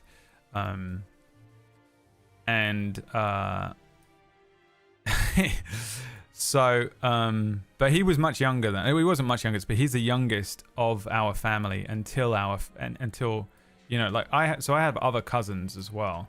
I had older cousins. There was an older generation of cousins and a younger generation of cousins, and we were the younger generation, us four, and there was another four that were the older generation of cousins, 2 sisters, 2 brothers,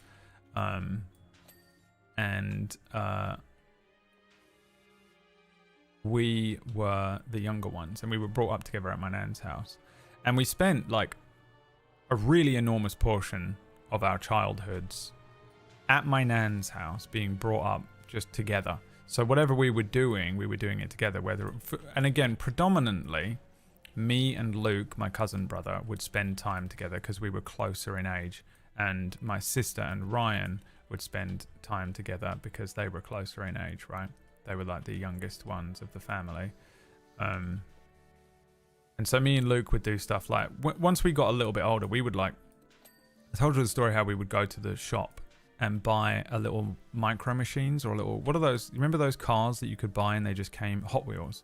We'd buy a Hot Wheels car and then we would go back to my nan's house and steal a box of matches and then go, because it was on this like council estate, which is government housing. I don't know what that's called in America, but we would go on this, we lived on this like council estate, and we would go into this area where people would hang their clothing.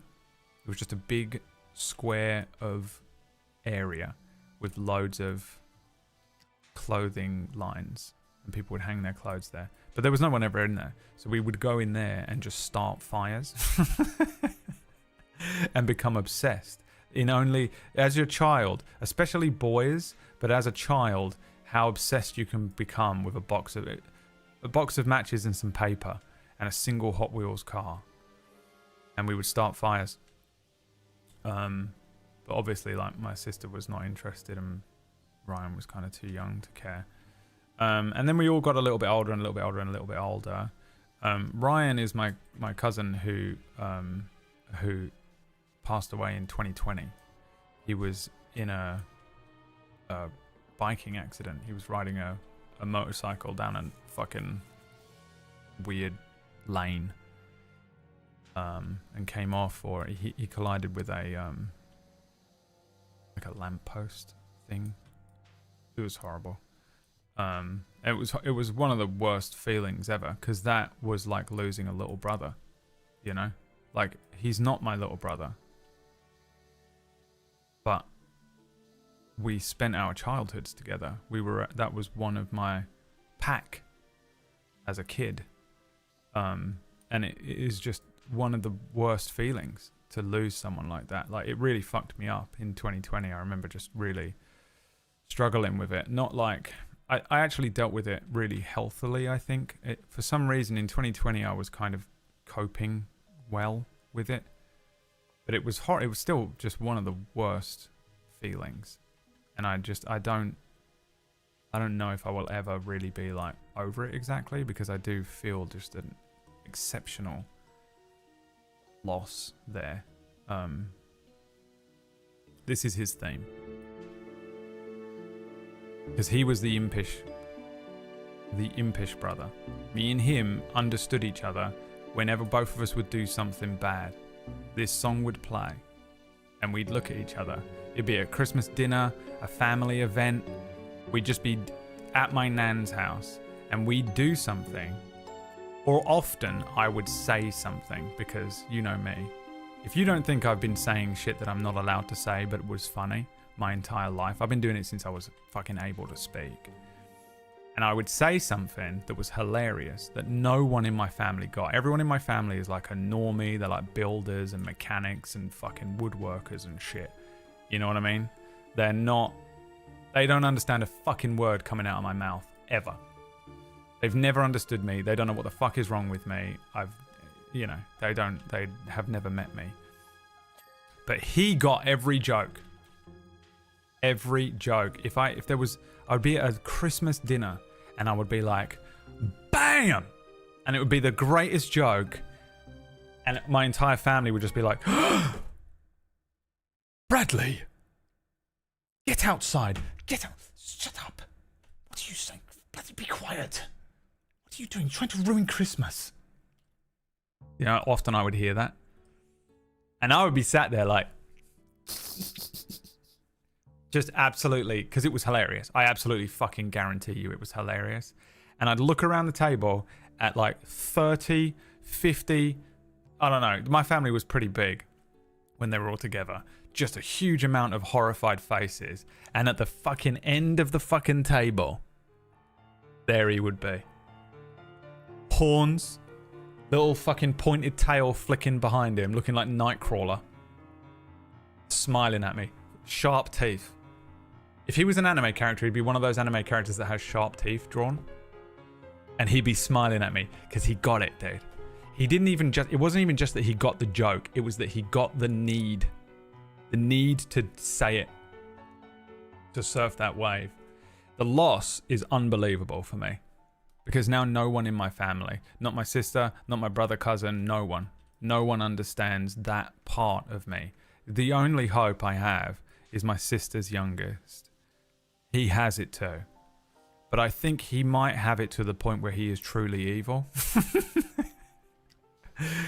Like, I think it's possible that he will grow up to become a full-blown serial killer.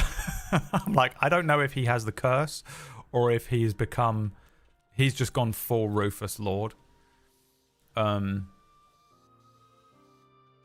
kid is the Omen. So the four of us were brought up together in that way. That was so for a good enormous portion of my childhood. I remember spending it at my nan's house with my sister and my two brother cousins. And we would just, everything we did together, whether it was just watching TV or whether it was like fucking around, going outside or whatever. So it's very strange for me sometimes when I think about having siblings, because I get this kind of split answer in my head where one part of my brain says, well, legally on documentation and as far as we know through blood, I have one sibling, a sister that is younger than me. But my heart tells me I have 3 siblings, 3 very close siblings. I have my sister, but I also have a brother cousin, a person that is the same age as me, who is, he's like one of my friends. You know, we had the same friendship groups and stuff a lot of the time growing up. We went to different schools when we were teenagers, but I had this twin brother, basically. It's fucking weird, man. When I think back to my childhood, it's almost like I lived in an alternate reality, wherein I used to live in this reality where I had a twin brother, and then at some point I shifted into this world where he's my cousin, apparently. Everyone's like, yeah, he's your cousin. I'm like, no, he's not. What? That's my brother. What? We were brought up together. Huh? It's really strange, and especially when you're very young, like younger than 10, your memories are weird, right? So who knows, you know? And when my nan was dying, so again, my nan, I spent so much time at my nan's house. We spent so much time with my nan. She was practically another parent to me. And when she was dying, like literally, I don't know when it was, but for the sake of the story, it was on the day she died. She was laying there. She was dying. She died of emphysema predominantly. She had a few things. She was pretty old. I think she was like 79, 80. She was fucked up. She was dying. She was on so much morphine, and she was laying there, and everyone was doing like the most like fucking TV death, movie death thing ever, where they're all going up and talking to her and getting their last like goodbyes in, you know? Everyone was there. It was fucking insane. And like at this point as well, there had been a civil war in my family that had been going on for years. So this was crazy. Like everyone was there, and everyone like she was dying. And it was like the Queen was dying. My nan was the glue that held the family together, because she was this central nexus that everyone would gather to and around, and we would go to her house all the time. And like the whole family would be there. Even if if my sister and my little brothers weren't there, my other older cousins would be there as well. There were 2 boys. One of them taught me how to draw. One of them was like kind of more into like sports kinda. There was these 2 girls who were just interesting, you know, because they were older than me. So they were just like talking like adults. And I was like, oh, tell me more about being an adult. And they were older than me by a few years. And so I had a very close family unit. Me and my cousins were very close on my mum's side. On my dad's side, slightly less so. I have a even bigger family on my dad's side, but because of my relationship with my dad, I didn't have a very strong relationship even growing up with them. I spent a huge amount of time at my nan's house, and everyone was saying their goodbyes to my nan, and eventually she was like laying there, like fucking full mask in a bed thing. It was in her house. She had like one of those like medical beds in her house, like dying. And it was like my turn to go up and like say something to her, you know. It was fucking weird. I was quite old. I think I was like 20 at this point. By the way, this isn't like I wasn't like 9. I think I was like 20 years old or something. And so was my cousin brother, twin. And she was like, come over. And then we both went at the same time, which already was weird that we sort of subconsciously decided to do it. We walked over there, and she like reached out and put her hand on both of our hands, one of us on each side of the bed. And she went, there they are, my little twins. And then I remember, this is the thing that freaked me out. We were like, yeah, everyone calls us twins, that's funny. But her face, oh, you wanted to ruin the story, Sutton? With money? Thanks very much. Her face changed, right? Because I remember just being absolutely fucked up on morphine. And she was like all bleary-eyed and like milky-eyed and shit. And then her face went and she was lucid as fuck.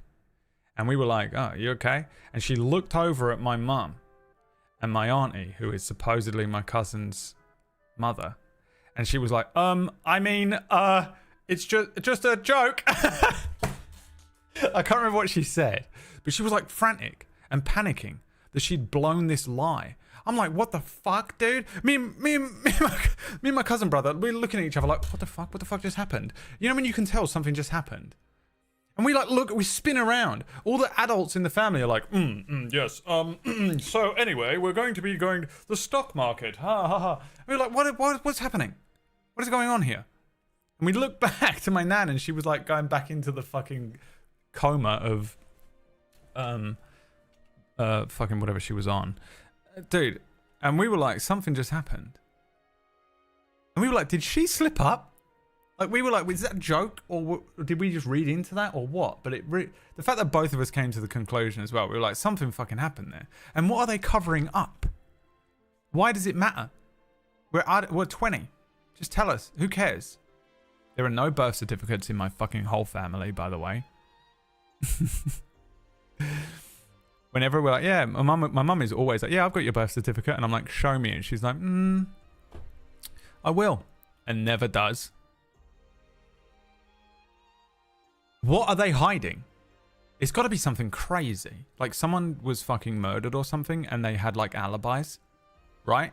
This is our two theories are like someone killed someone and the alibi was that my auntie did it and she was like, no, I couldn't have been because I was pregnant with my first child. Right? It has to be some crazy shit like that. It's clones. There's a cloning conspiracy. Or it's money. It's always money with family. There's like a money thing somewhere in there where fucking, you know.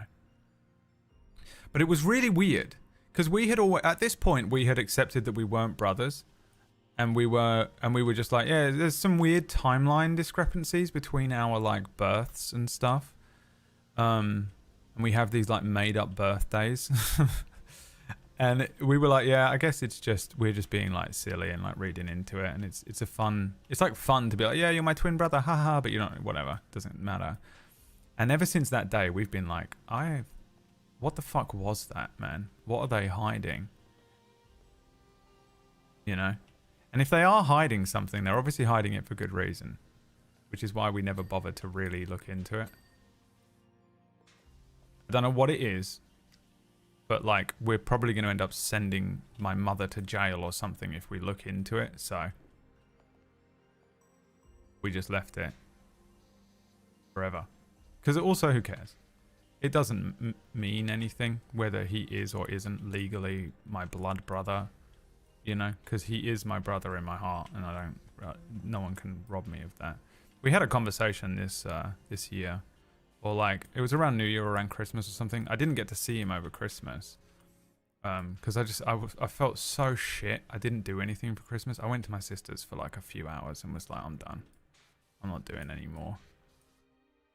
I just don't want to do anymore. Like, for me, that last couple weeks of December was just like, I just want to get to 2025. I don't normally do this. Put stock into like, oh, it's 2025. I'll do a New Year's resolution and all that. But I was like, I really would just like, I think, to have that mental clean slate of a new year. And then I'm going to do stuff. And I genuinely wanted to put 2024 behind me. It was such a dog shit year for me. And so I was like, I'm just not doing anything. I know that like some of my family probably would like to see me in that, but I'm just going to do this for me. I'm going to just not do anything. I'm just going to see myself out of 2024. And I'll go and see them all next year and do whatever, you know, it doesn't matter. But I spoke to him and I think he was feeling a little, it's rough, man. Like, I mean, I lost a little brother kind of spiritually. I was very close with him, but I was more close with him when we were really young, and I wasn't as close with my cousin who passed in 2020. As we grew up, I would see him at family events and we'd catch up and talk and stuff, but we didn't do a lot of stuff together, whereas me and my cousin brother have always been real tight. But when he died, like my cousin brother Luke, my twin, legitimately lost his younger brother, and they were extremely close. again, my twin is very emotionally open. And it destroyed him, you know? For him, I think it was like he lost his soul. You know, when you watch someone lose someone like that's that close to. I don't know if I even have someone that I'm that close to, but I know that if my sister died, it would fuck me up in a way that I don't know if I would ever recover from it. And we're not as close, I don't think, honestly, as they were, probably. We're very close, me and my sister, but we're not that close. They were like, they spent every day together. They hung out. They were, as adults, they were friends. Both of them my cousin lives next door to his mum and dad. So, and my younger cousin who died still lived there. So they, you know, they were very, very close.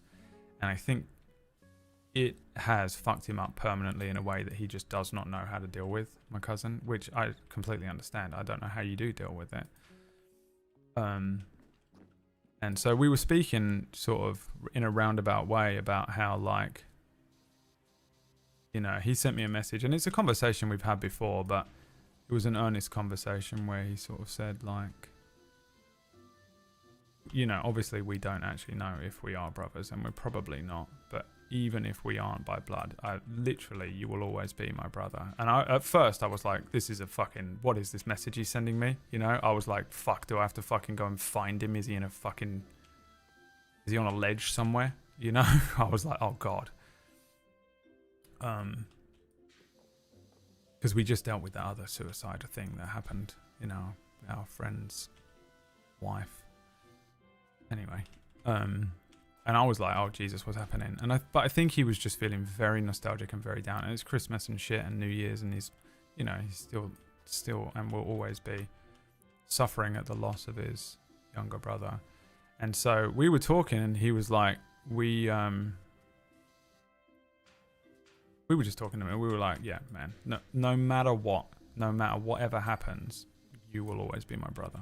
You know, it doesn't mean anything whether we are or are not legal or blood brothers or anything. You know, we just had that conversation, which we have had before, but it was weirdly earnest.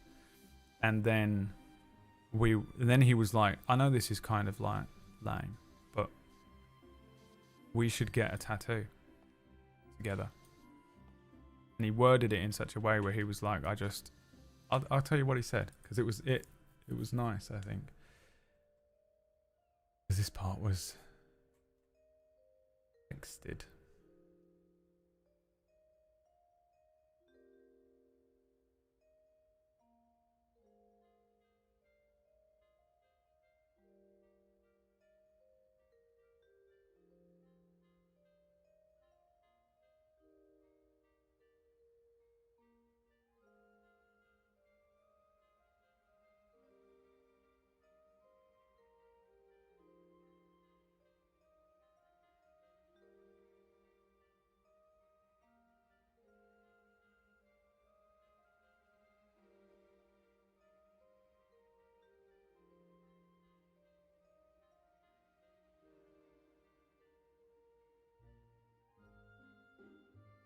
He said, let's get those tattoos done because I would love a link to you. As hard as it is to say, I always called you my brother. He's saying that because of his brother. And it would mean a lot. I don't have anyone else that I would connect with on that level other than you and Ryan, which is his younger brother. And I was like,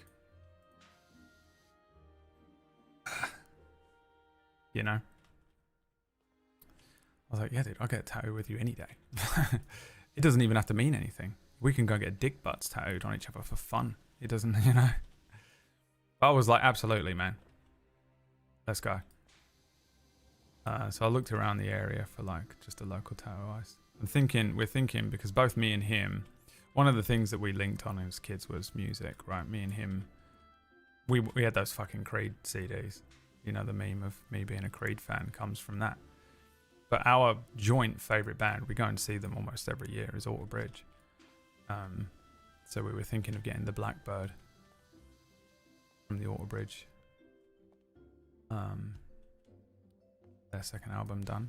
Just get a little blackbird on our skin somewhere. I don't know where. I kind of might try and fit it in here. And I want to see how big he's getting his, because if he gets like a giant blackbird on him, I can't pussy out and get a tiny one, can I? I don't think he would, but if he's like, I'm getting a back piece, I'm going to be like, oh, fuck, dude. So yeah, like I've been thinking about getting that done. So that is the general story of why I have a twin brother, but also don't have a twin brother. It's just weird that we look the same. I don't know how it's possible exactly, but we do.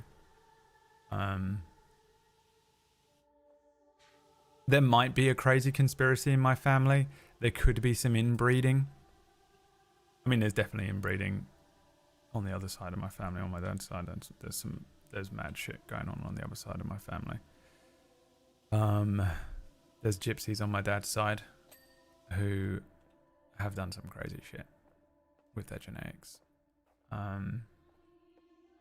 But to answer your question, because this is still part of an answer about Final Fantasy VIII, when I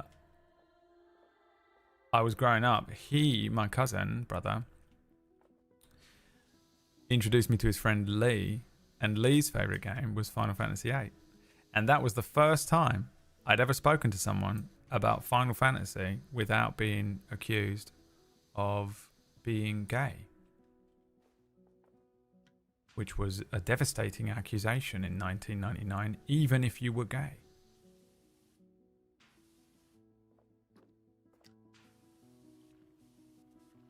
It was brilliant. And then I lived with that guy for a few years. It was actually me and Lee that owned the crack den.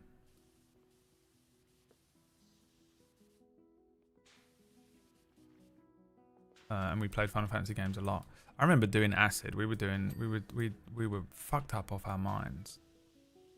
We had done a bunch of acid or mushrooms. Both? Who knows? Who knows what we were on? We were on a cocktail, probably. And completing Final Fantasy VIII. And I know I've told this story before, but I will never forget it. The end of Final Fantasy VIII is like the weirdest shit ever. There are like people with no faces. There's time compression and shit. And I remember just completing that game on a tiny little TV in our front room. We didn't even have it on the big TV for some reason. We put it on this little extra TV we had. And we were fucked up playing the end of Final Fantasy VIII. Just like... Dude, let me show you the end. Just... Spoiler warning if you've never played Final Fantasy VIII, but you intend to. For the next 5 minutes, just look away. I'm just going to skip through it or whatever. But this shit... on acid was insane.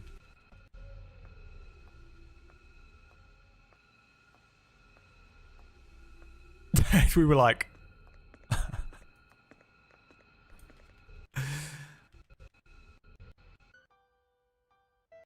hold on, you wait till it really fucking pops in a second. Hear that?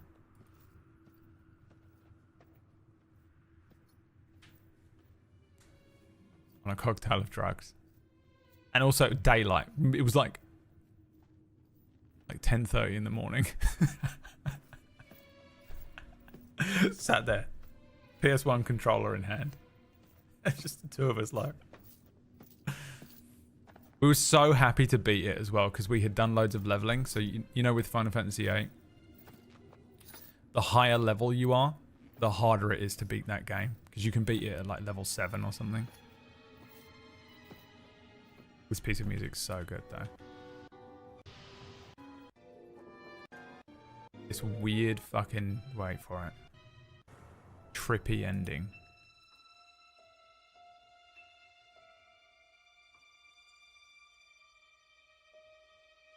We were fucking...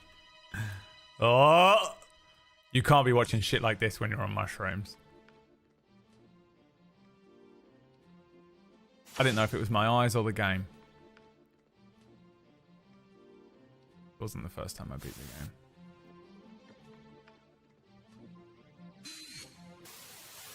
Fuck off, dude. This is probably why I went crazy. Probably links all back to this moment. It's nothing to do with childhood trauma. You imagine, dude, I've been fucked up on different drugs.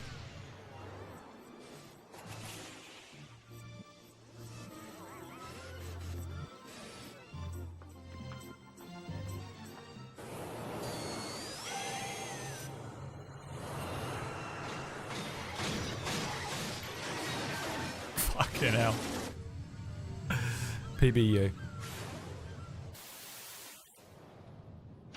It already feels like you're on drugs watching it, doesn't it? There's a bit where her face just fucking disappears. There's just a hole in her head.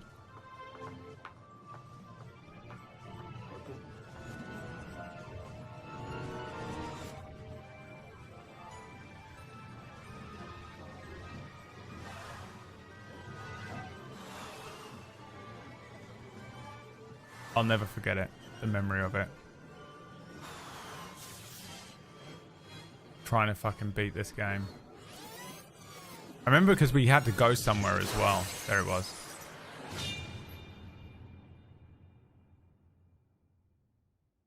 We had to go somewhere and we were like, fuck, we gotta go soon. And we were just fucking messed up watching this, like the pressure of it.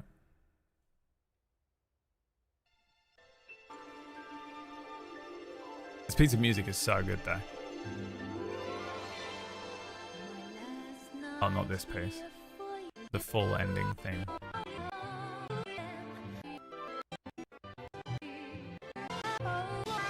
Laguna! I've broken it. This one, this piece of music.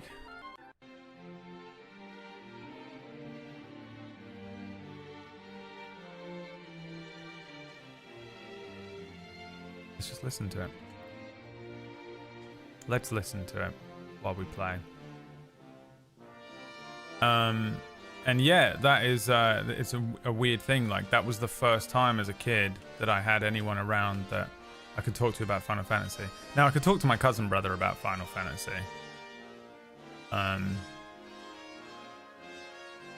But he didn't play it, so he didn't care. You know what I mean?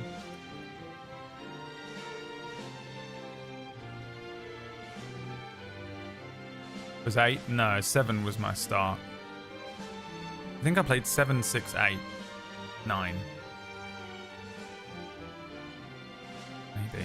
Maybe I didn't get 6 until after 9. It's hard for me to remember. I think it was 7, 6. So I remember having the PS version of 6. I didn't play the SNES version.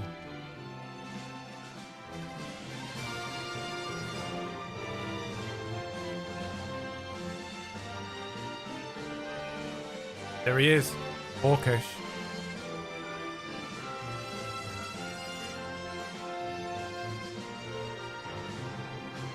Orcish is Zell.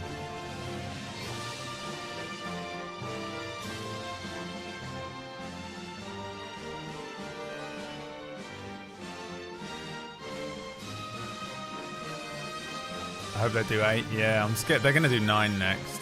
Guarantee it. Such a weird way to go about it.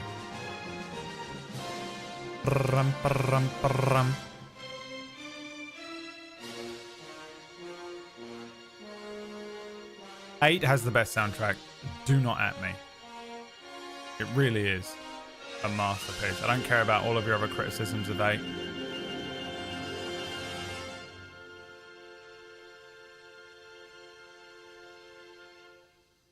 It's so incredibly good.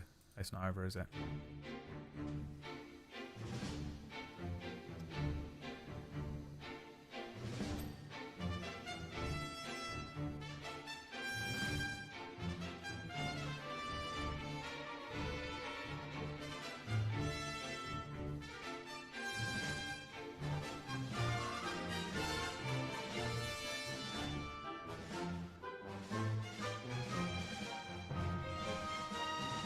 Motivate you to get up and do something with your day listening to this song?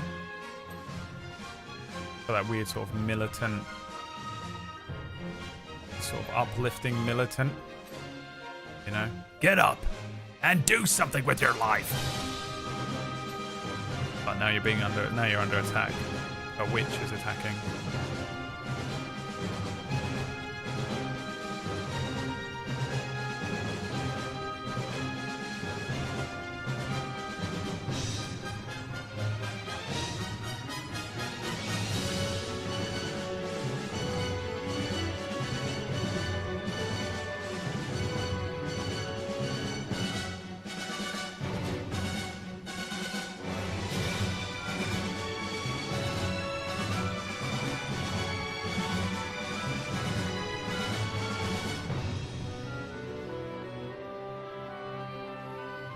So anyway, that's my life story. I know some of you probably know that already, and it was a very boring time, but this is what Powerwash does to me, and this is why I don't play it. Otherwise, this is all I can do, is just talk about everything that's ever happened to me. Which I know some of you find interesting, but I don't. And also, I get self-conscious about it.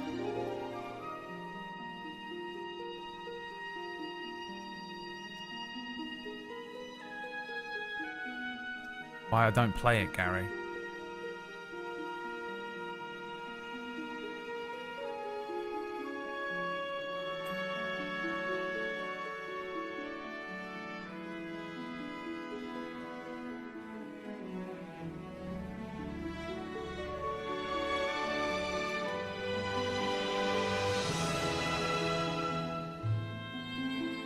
My second love. The second love of my life. Rhino. Smiling. Squally. He doesn't smile the whole game.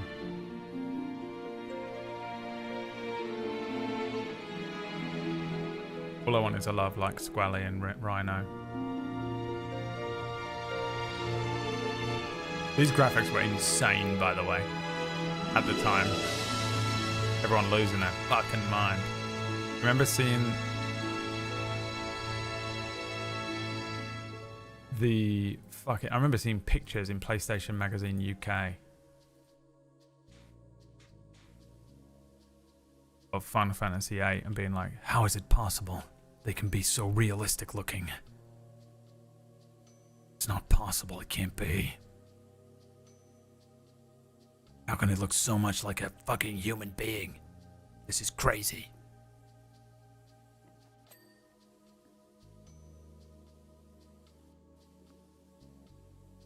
I'm gonna have to do the top of this.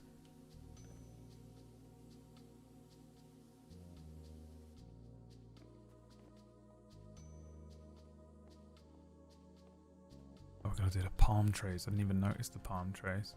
Wait, I did one. I did that one. Don't remember doing it. I was deep in the mind hole of my own past. Yeah.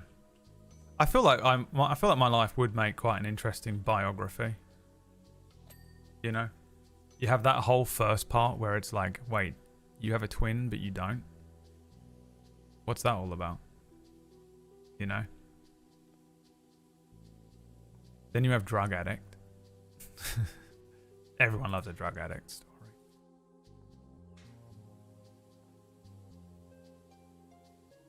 Then you have YouTuber.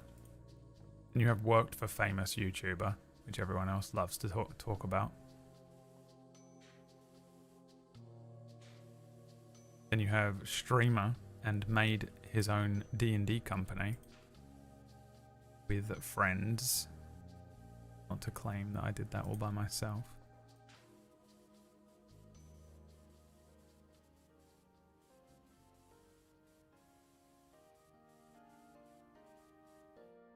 A little bit of drama in there, a little bit of romance, a little bit of madness. You know? Not interested? No? Alright. All good.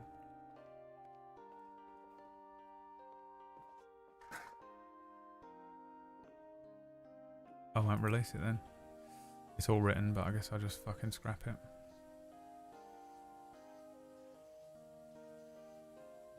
Some of you were interested in the story, okay? I'm sure of it. Did I just waste the last 2 hours of my life telling you my life story? No one gives a shit. You're all just paid actors working for Lumen.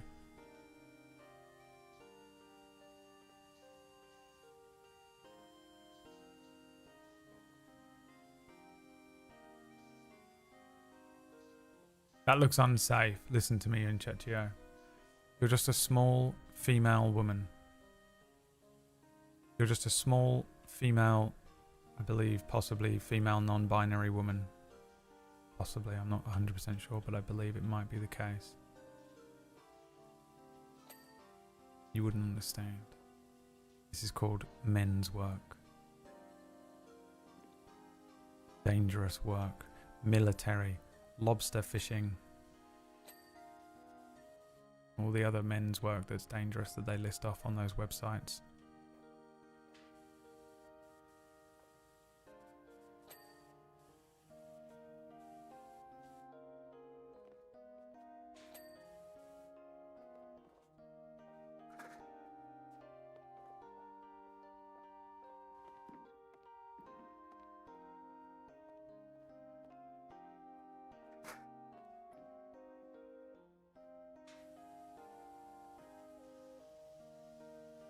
I'm interested, thanks Chibi.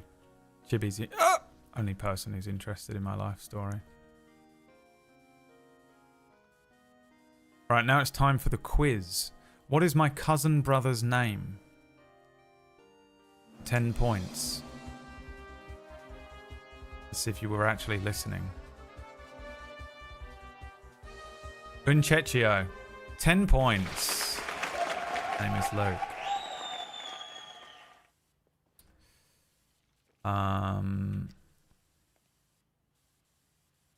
Where did we set fire to cars when we were younger? I don't even know what you call it, so good luck writing it down because I don't think I even gave it a name. The washing line. A washing line. It sounds like we were doing like trapeze, you know?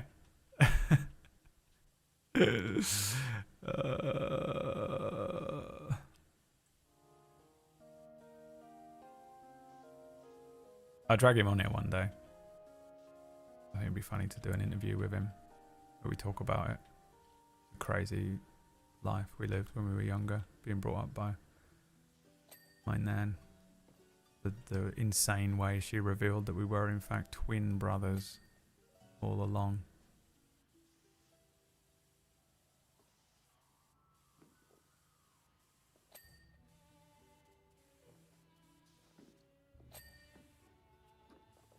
That double there, you see that? Oof. Delicious.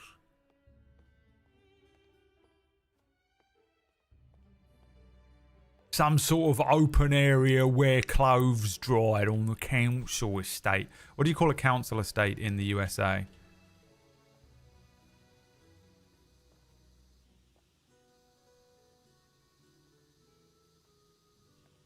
A government, like... It's where a bunch of government housing is.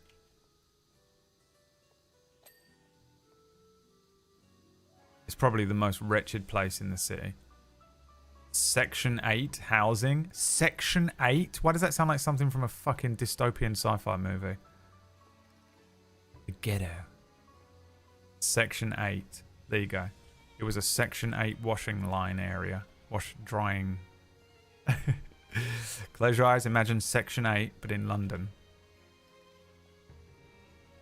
That's what you're looking at, baby.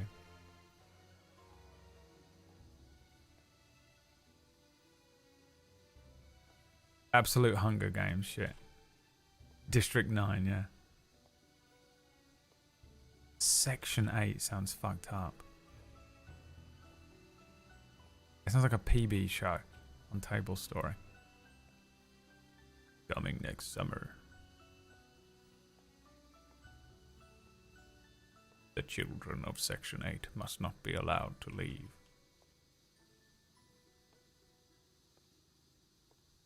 The projects. Yeah. According to a website that tells you where the equivalent place you are from is, I am from Queens. Which I'm very happy about because that's where Spider-Man is from, and that's where... No. Where's Cap from? Is Cap from Queens? I'll take Spider-Man. I watched that new Spider-Man the other day. they've released a weird sort of multiversal Spider-Man thing. It feels a bit like, I mean, Marvel have got some movies coming out finally. They didn't release anything last year, did they? Movie-wise. I don't know how excited I am for Captain America. I have no problem with Anthony Mackie being Captain America. Obviously, you know, I love my boy, but I don't mind the Falcon becoming Cap. I think I probably would have enjoyed it a bit more if it was Bucky instead, but it feels like he needs a redemption. But I don't know if I'm too excited about that movie. But the one that does have Winter Soldier in actually looks quite good. I couldn't care less about anyone in it or what it's about. I don't know what it's called. And Agatha Harkness Show. That's not a movie though, is it, Gary? You literally wrote the word show in there. Oh, Deadpool. Yeah, that's true. They released Deadpool. What did you think of Deadpool? I didn't care about it at all. There was a couple. It was just like, it was a weird fan service movie, wasn't it? It was kind of strange to watch, I think. Just this sort of bizarre fan service movie that they did for some reason.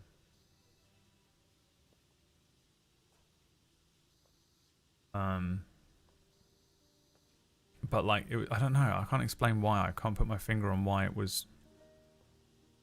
It wasn't bad. It was just not a movie.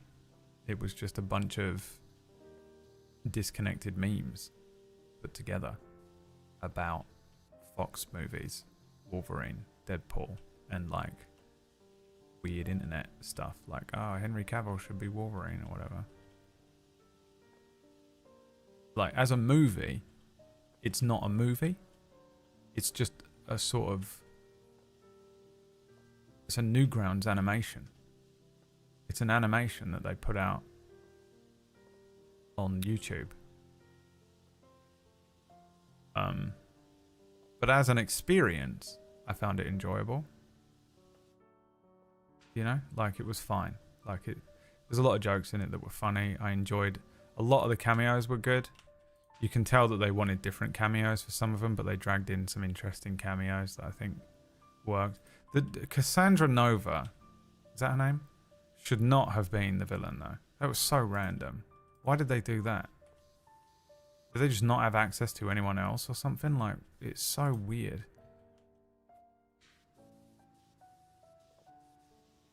She should never be in anything without Charles Xavier present.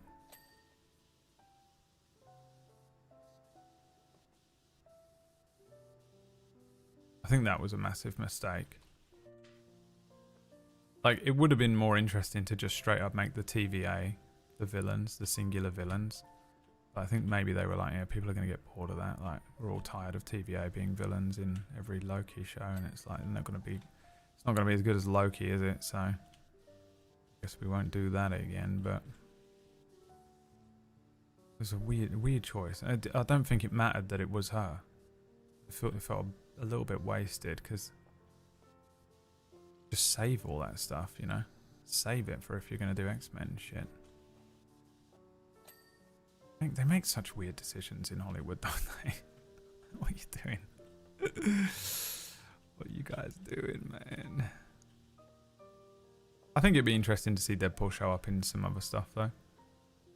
I don't hate the... I feel like they should try and stick to their guns. Like, Ryan Reynolds said he doesn't want to do any more Deadpool movies, but Deadpool could show up in other movies that are in the Marvel Cinematic Universe or whatever, which I think is a good idea. I think that's a good way to use him from this point on. Really don't focus on him too much. Deadpool was always best when he just randomly showed up in an X-Men comic, and they just had to deal with him for that one, for that adventure. I think they should try and do that with him in this going forward.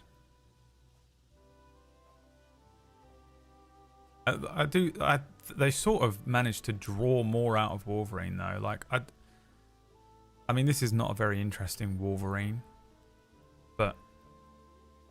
he now exists, so you sort of, by the end of it, are sort of interested in him.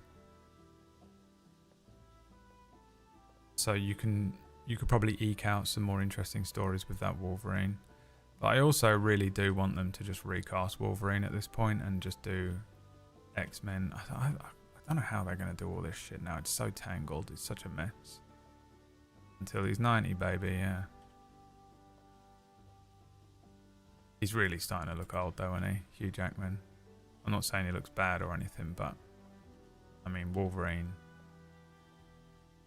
in his prime. His body looks good, but he's just on testosterone fucking replacement shit, isn't he? At this point. It's mental when you look at him in the first movie, when he's in normal shape, because they weren't all just taking testosterone, so he literally was just eating chicken and doing a normal workout. Compared to how he looks in this new movie, where he's 107 years old.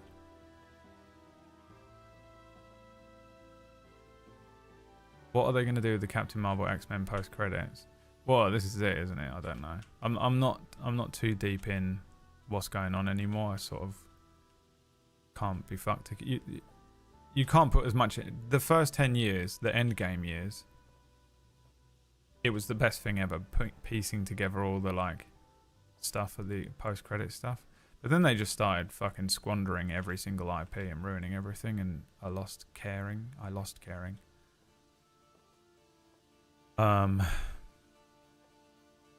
But I don't think they even know. I don't think they have a solid plan in place, which is so dangerous. That's what they did with Star Wars.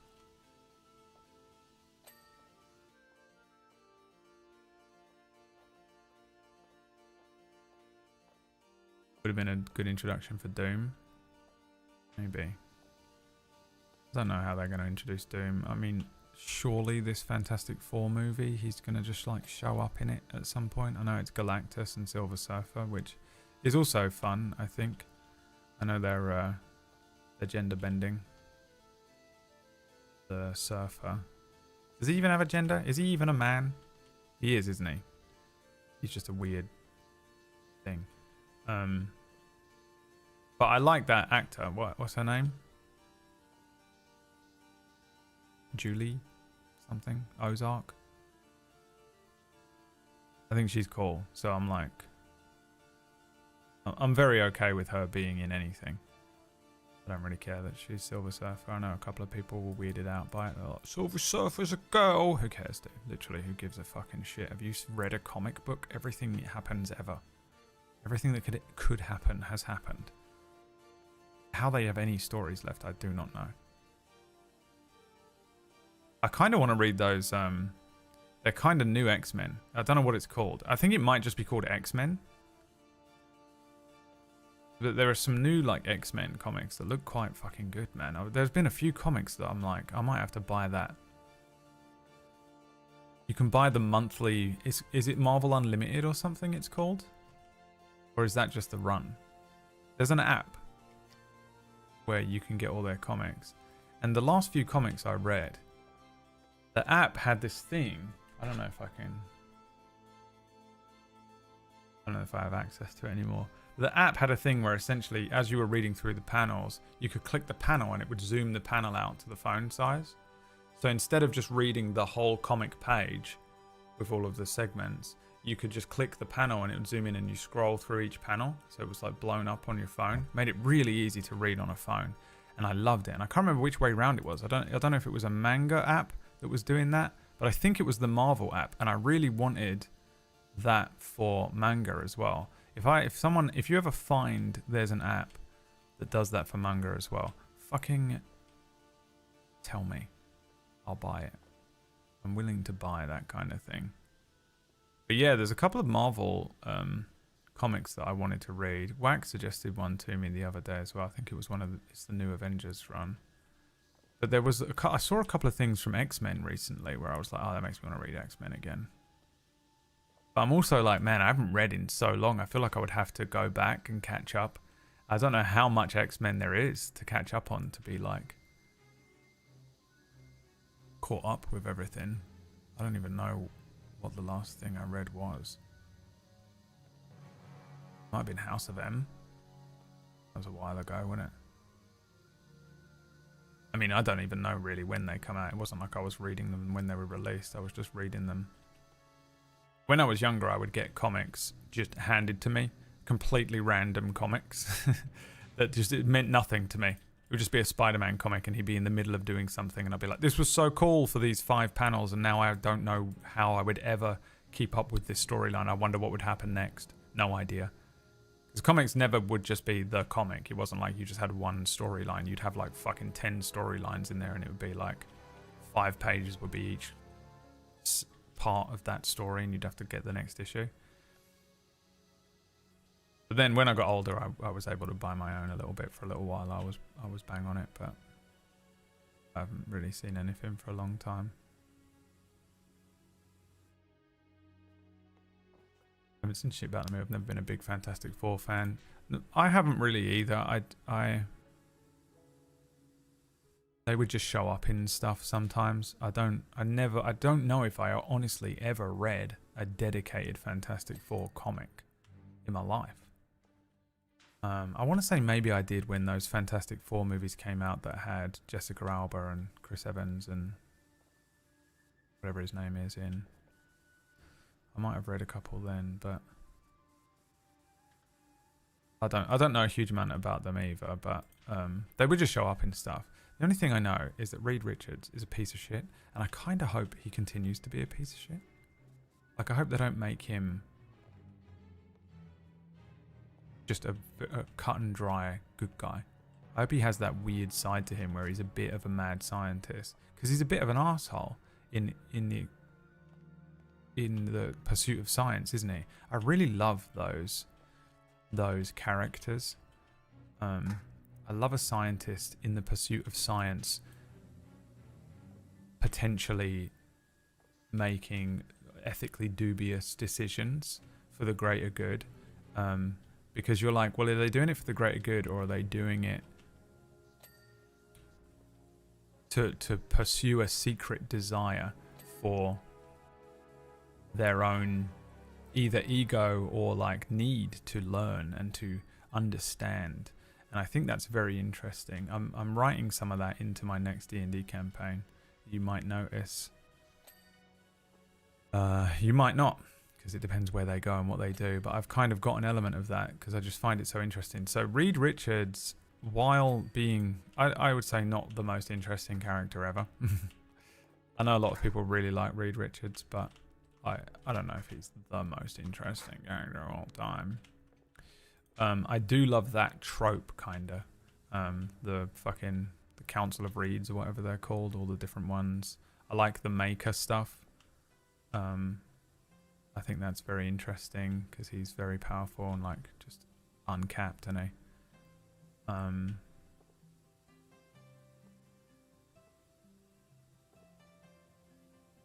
to think of anything else I know about Fantastic Four that I can think of off the top of my head. Oh, I love Franklin Richards as well. He's one of my faves because he's just OP. I love an OP character. I like that thing where Franklin Richards goes to the end of time.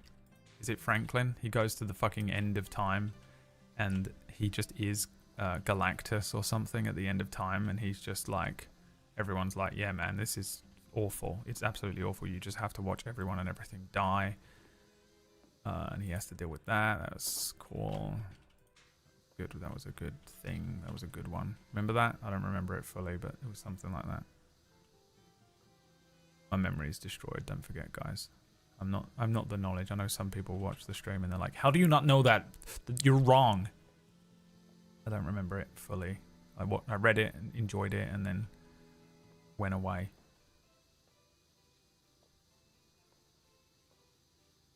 Isn't he supposed to be the most intelligent? I think so. Maybe. He's up there. There's a few of them, isn't there? Everyone's the most intelligent, but yeah, I think he might be it. I'm not sure. Might not be anymore.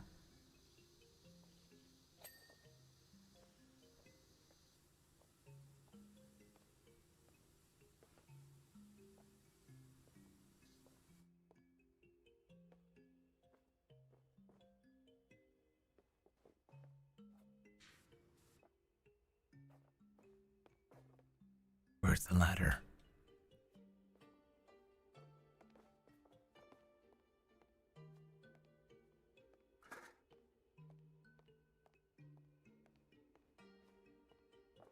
Make Doom look like it has probable cause, yeah. Yeah, I like that. He does some fucking real bastard shit.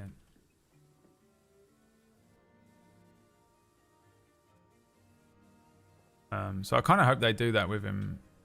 Because I just think... I think that's one of the things that makes a lot of these comic books interesting, is that they don't always have the most... Like, a lot of the time they will introduce the characters as like, these are the good guys and they are doing good guy things only. But then as they go on, they start to show a bit more of a grayer side to the characters. And I think that if Marvel start doing that with this next set of movies, they might actually be in with a chance of like redeeming some level of integrity back.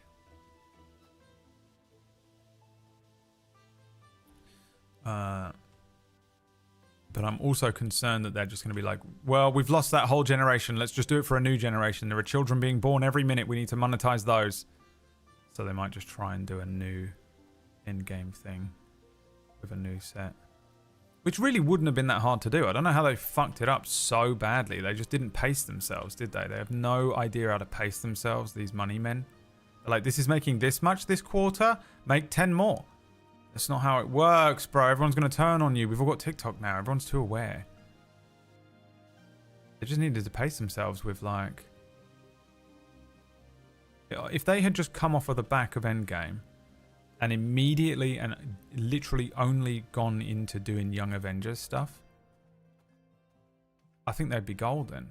And then you just have the remnants of the Avengers that exist. You have Wanda, Falcon, whoever else was fucking there at the end of the other thing. You got Peter, who's kind of in the midway.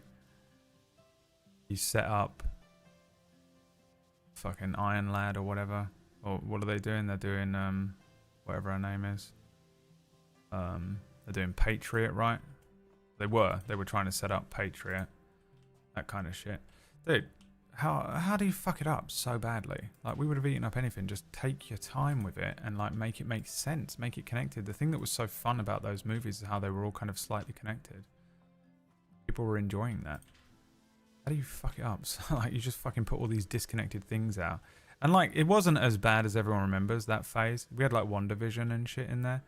But like, none of it meant anything. None of it was really connected. They were just sort of like, they were connecting it in these vague ways that if they needed to, they could come back to it. Secret Invasion. How do you waste Secret Invasion? Just don't waste, don't use it. Just don't use it. Just fucking leave it alone for a minute. You don't need to do it just because you can. Crazy, dude. It's insane to me the way these fucking money men work. Ironheart, yeah. They cancelled it. Yeah, they cancelled it and then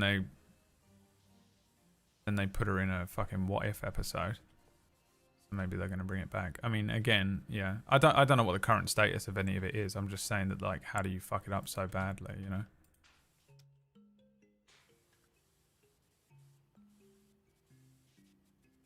It's just insane to me.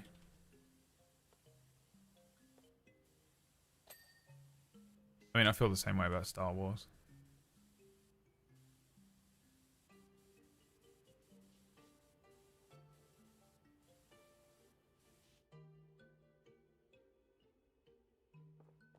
They went for quantity, yeah. I get it. Like, the CEOs of these, the people, the investors. It's not even the CEOs exactly. It's the investors who are often these sort of like nameless companies that we don't even notice are paying for all these movies.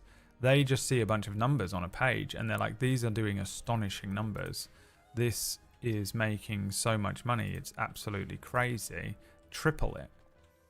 And they don't care what that means. They don't care what that does to quality. They don't have any concept that this will turn on them. They just go, we can triple the number, okay. Which is why all those movies started coming out undercooked. You know, they were like, the CGI and shit was just like, it's just trash in a few of them. They're so ugly. Thor, ugly. Love and Thunder, ugly. Quantumania. One of the muddiest, ugliest movies I've ever watched.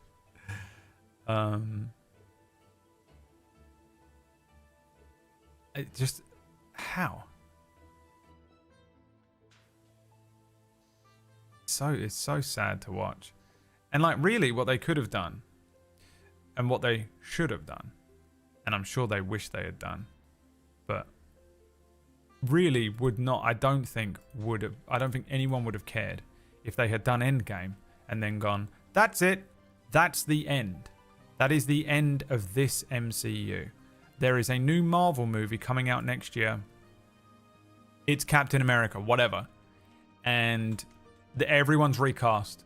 But in this set of movies, the X-Men exist. We're having an actual fucking dedicated proper Hulk movie with the right actor. We're going to have all this stuff going on. You know, and they just do it again. However they want. However they want. We're fucking Miles Morales is Spider-Man in this one. We're putting Ghost Rider in. And it does, you know, if they had just done that, it would have been fine too. Hola, speak Spanish. ¿Cómo estás? Me llamo Braid. No, I don't. I have no idea what I'm saying right now. I'd like to learn Spanish because I would like to move to Spain. If I could speak Spanish, I would have already moved to Spain, I think.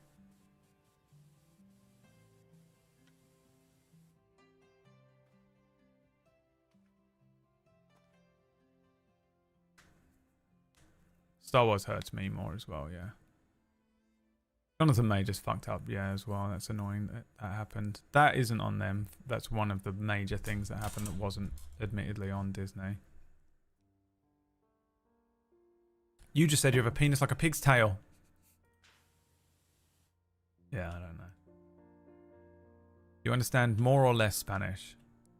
I don't speak any Spanish. Please speak English. Because I don't speak Spanish, I don't know what you're saying in the chat room. So if you don't speak English, I have to delete the comment because you could be saying a bunch of racist shit for all I know.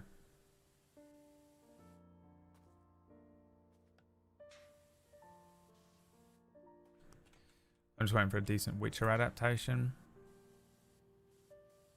Yeah, I don't know if you're really ever going to get that, to be honest. There's an anime, right, coming out soon?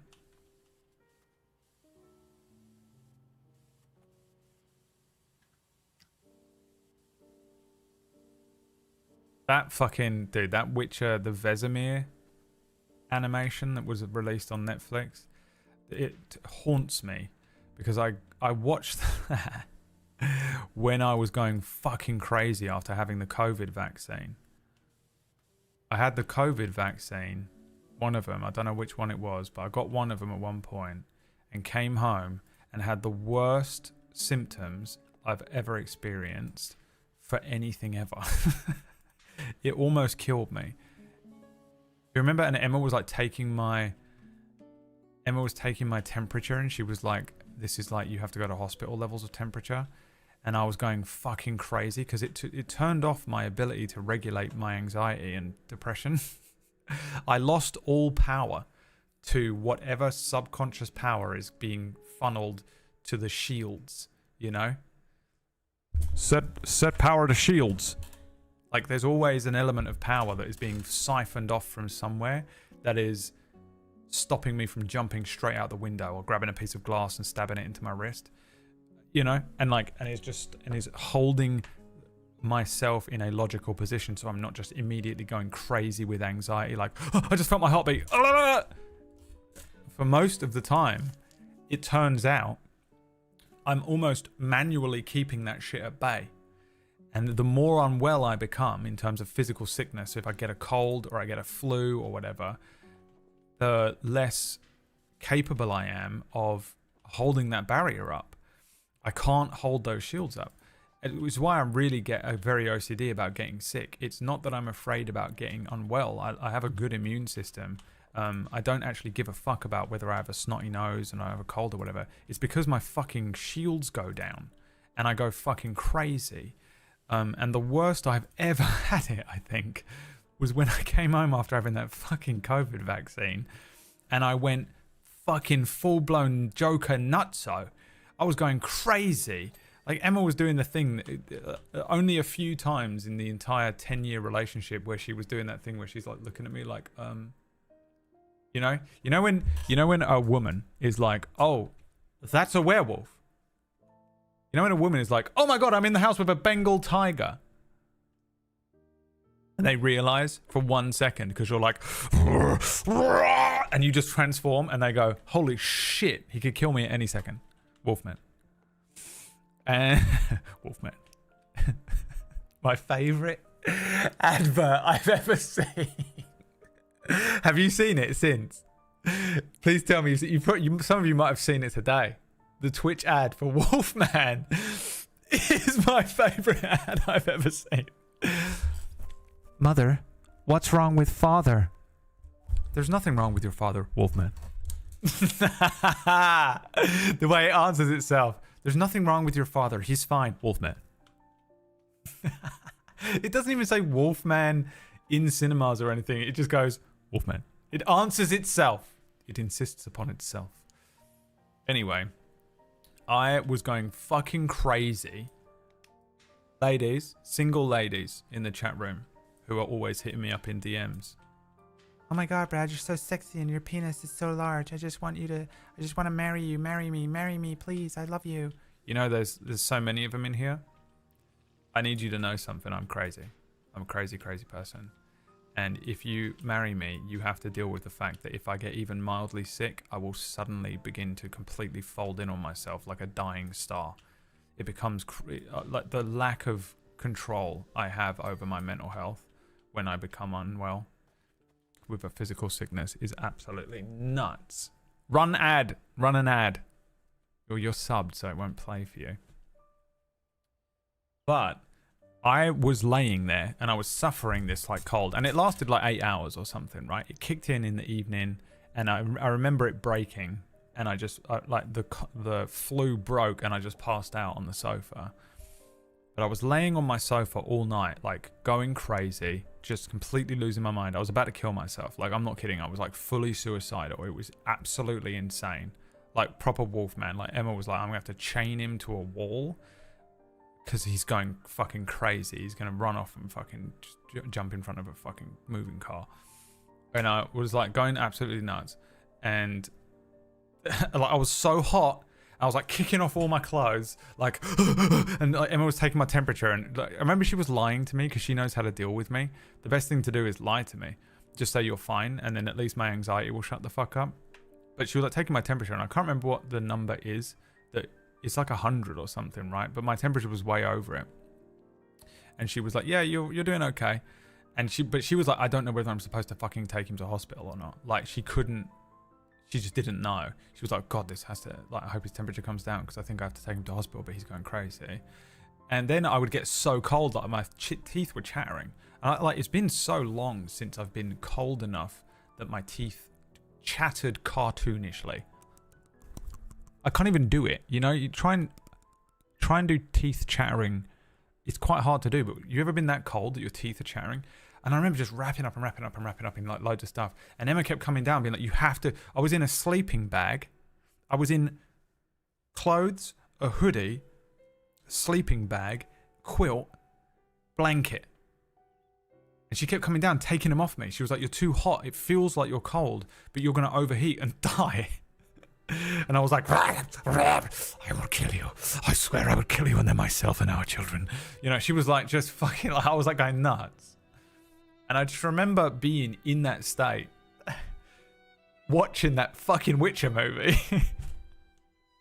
And there was some part of me that was still just being me, like trying desperately to watch this movie. Like, hang on, this is a good bit. What's going on? Oh, that's Vesemir. Oh, I just remember trying so much because I was interested in watching this movie, but my body was going crazy and I was like, so now my memory, because I didn't watch it again, but I have these flashes of memory of that Vesemir Witcher movie. But it's this stop-start chaotic set of JPEGs in my head. I'm trying to watch this fucking movie. But the weirdest thing about it is I know I enjoyed it. I remember at the end of it, like the fucking fever breaking and being like, oh, it was a good movie, actually. Yeah, I actually enjoyed that quite a lot. Wolfman.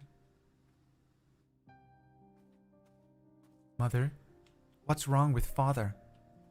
There's nothing wrong with your father. He's completely fine, Wolfman. It doesn't even go like that. Find it for me. I'll watch it. I'll watch it. If it's on YouTube, I'll watch it. The Wolfman 15-second Twitch ad version. I don't even know if it's 15 seconds. It feels like even shorter than that. If you've seen it, though, it is so hilarious to me, that advert. It insists upon itself.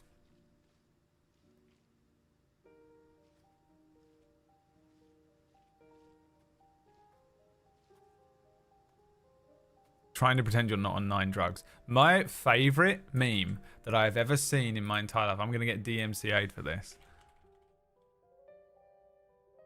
is a meme that said, when you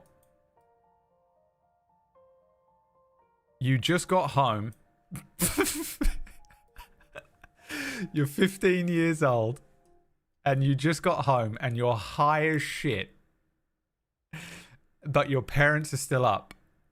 Your family are all sitting around in the front room watching TV, and you have to pretend that you're not high as shit.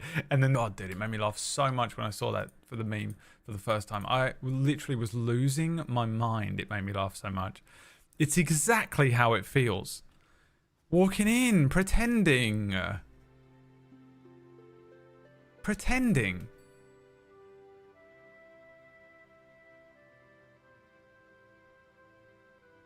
Wolfman. This is 30 seconds long. An incredible mother. You are. No, it's already too long. It's the Twitch version. There's a Twitch version of that ad. Wolfman. Which is literally, if you've seen it on Twitch, I've only ever seen it on Twitch. It is about 5 seconds long.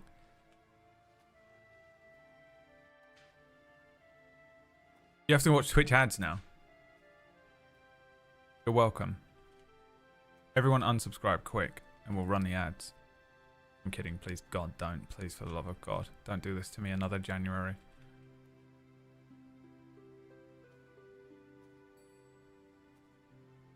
He looks like a full animatronic for real, yeah. That meme was old school. Where did it come from? Did we do that? Was that a PewDiePie channel meme? I never know which ones came from us. Because I know that we would just laugh at something, put it in a video, and then like 2 months later it would be the most shared meme in the world. And when you're the origin of a meme, it very rarely ever comes back to you.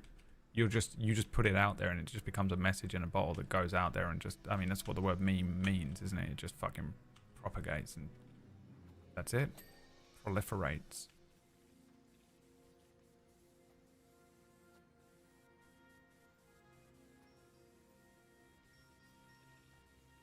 We did that with a lot of stuff. You just find it in an obscure PewDiePie video because me and him thought it was funny on a Wednesday afternoon, and it becomes one of the biggest memes in the world for the next 10 years. It's really strange. That's the power of like a big fucking YouTube channel like that.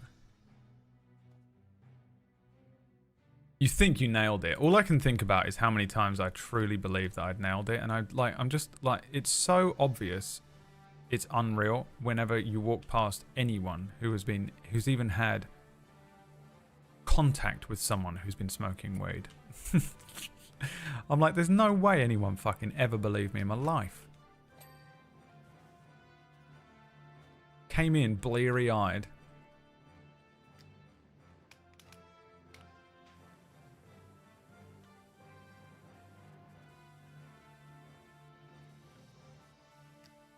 Conversation of, are they going to know? How will they know? How will they know? So blatantly obvious. The only thing I think about is that it was predominantly my mum. I don't think my mum ever smoked weed. I remember catching my dad and all my uncles smoking weed once in the shed. We walked in and they were like, So yes, that new carburetor for the Ford Vauxhall Astra 2.7 litre Focus. And we were like, you guys good? And then we were like, quickly, fucking... They were like, what are you doing in here? And we were like, we were just grabbing a drink from the little fridge thing. And we'd get one and we'd go outside, like, furiously hiding the blunt we just rolled. Must not let them catch us doing exactly what they were doing.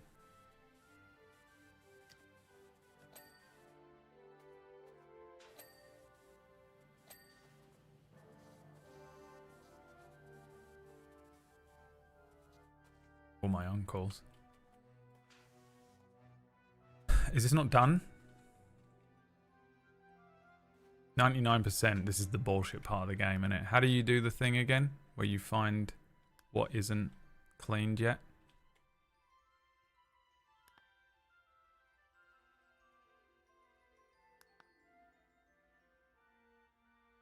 What button is that? Not tab. Tab is the thing that like shows you the thing in orange. I mean the little like it brings up a list of precisely what areas need another. It has like a tiny speck of dirt on it.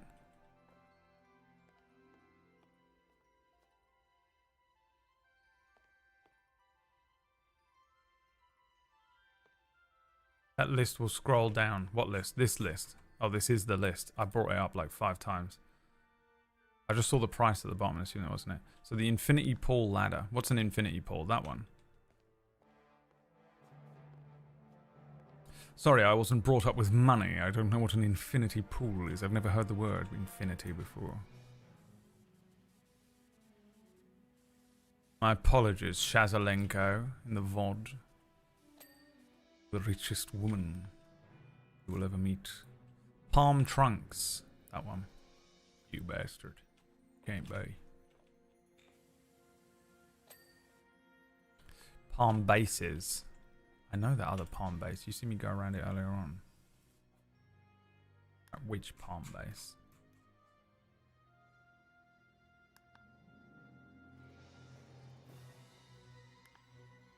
Oh, that's telescope pole.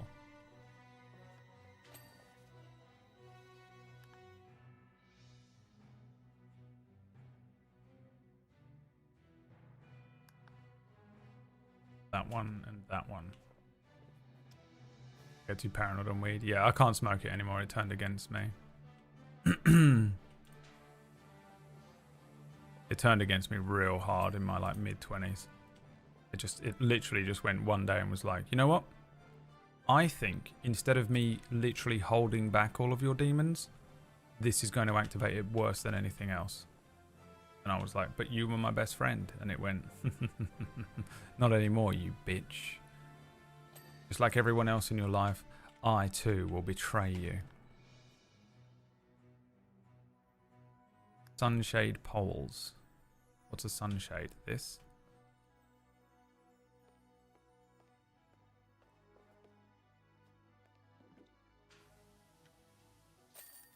Boom, bitch.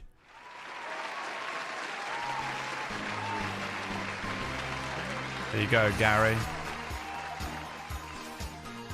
You are welcome, Gary. Glad I spent all that money on all those DLCs and we just did this one that didn't cost anything.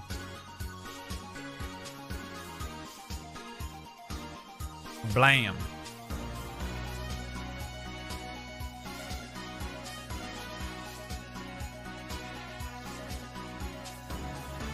Blam.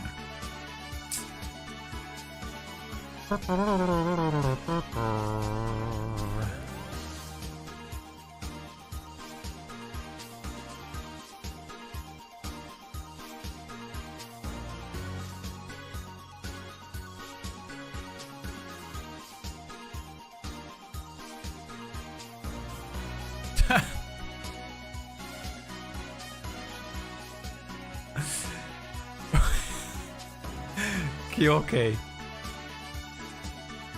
Are you okay? Kyoki, I had a question for you earlier on. Are you still in here?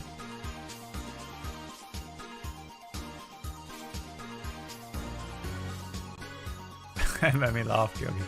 Are you the Ratch or the myth of your twinship? Because I'm the myth. The hair, the glasses, the beard, and the whimsical, non-normie attitude. Versus the Ratch, which is the normal haircut, no glasses, no beard, Elmo face, normie. Pure, solid, complete normie human being. Which one are you? Is this a science?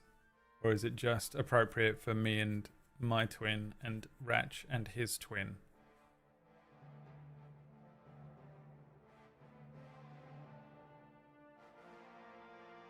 We may never know. Ratch, I'd like your thoughts. Is he allowed to speak? I thought he just got a good fucking telling off. I feel like you're probably the Ratch as well. My twin has Asperger's. Oh, well then he's the Ratch. I mean, done. Sold. You know what? We're done here, guys. Oh, you know what? It's gonna work again. I think I fucked it up.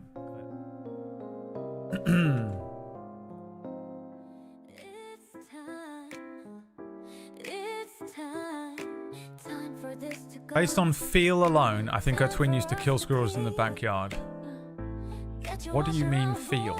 Why are you feeling up Kyorki's twin?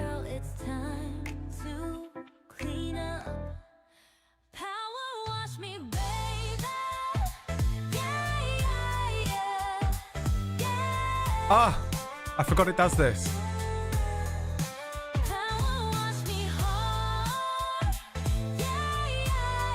The best bit. Yeah!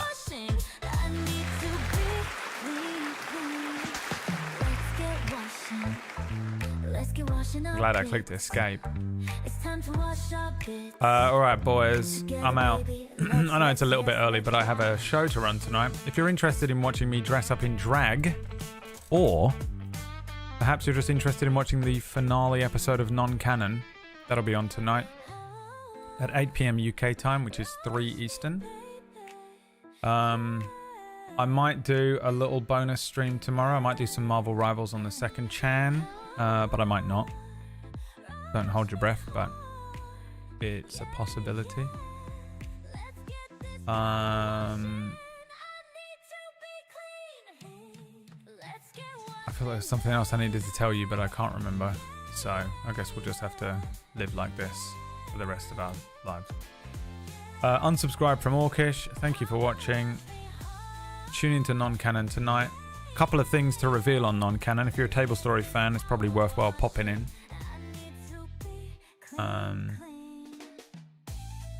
That's it. See you later. Bye.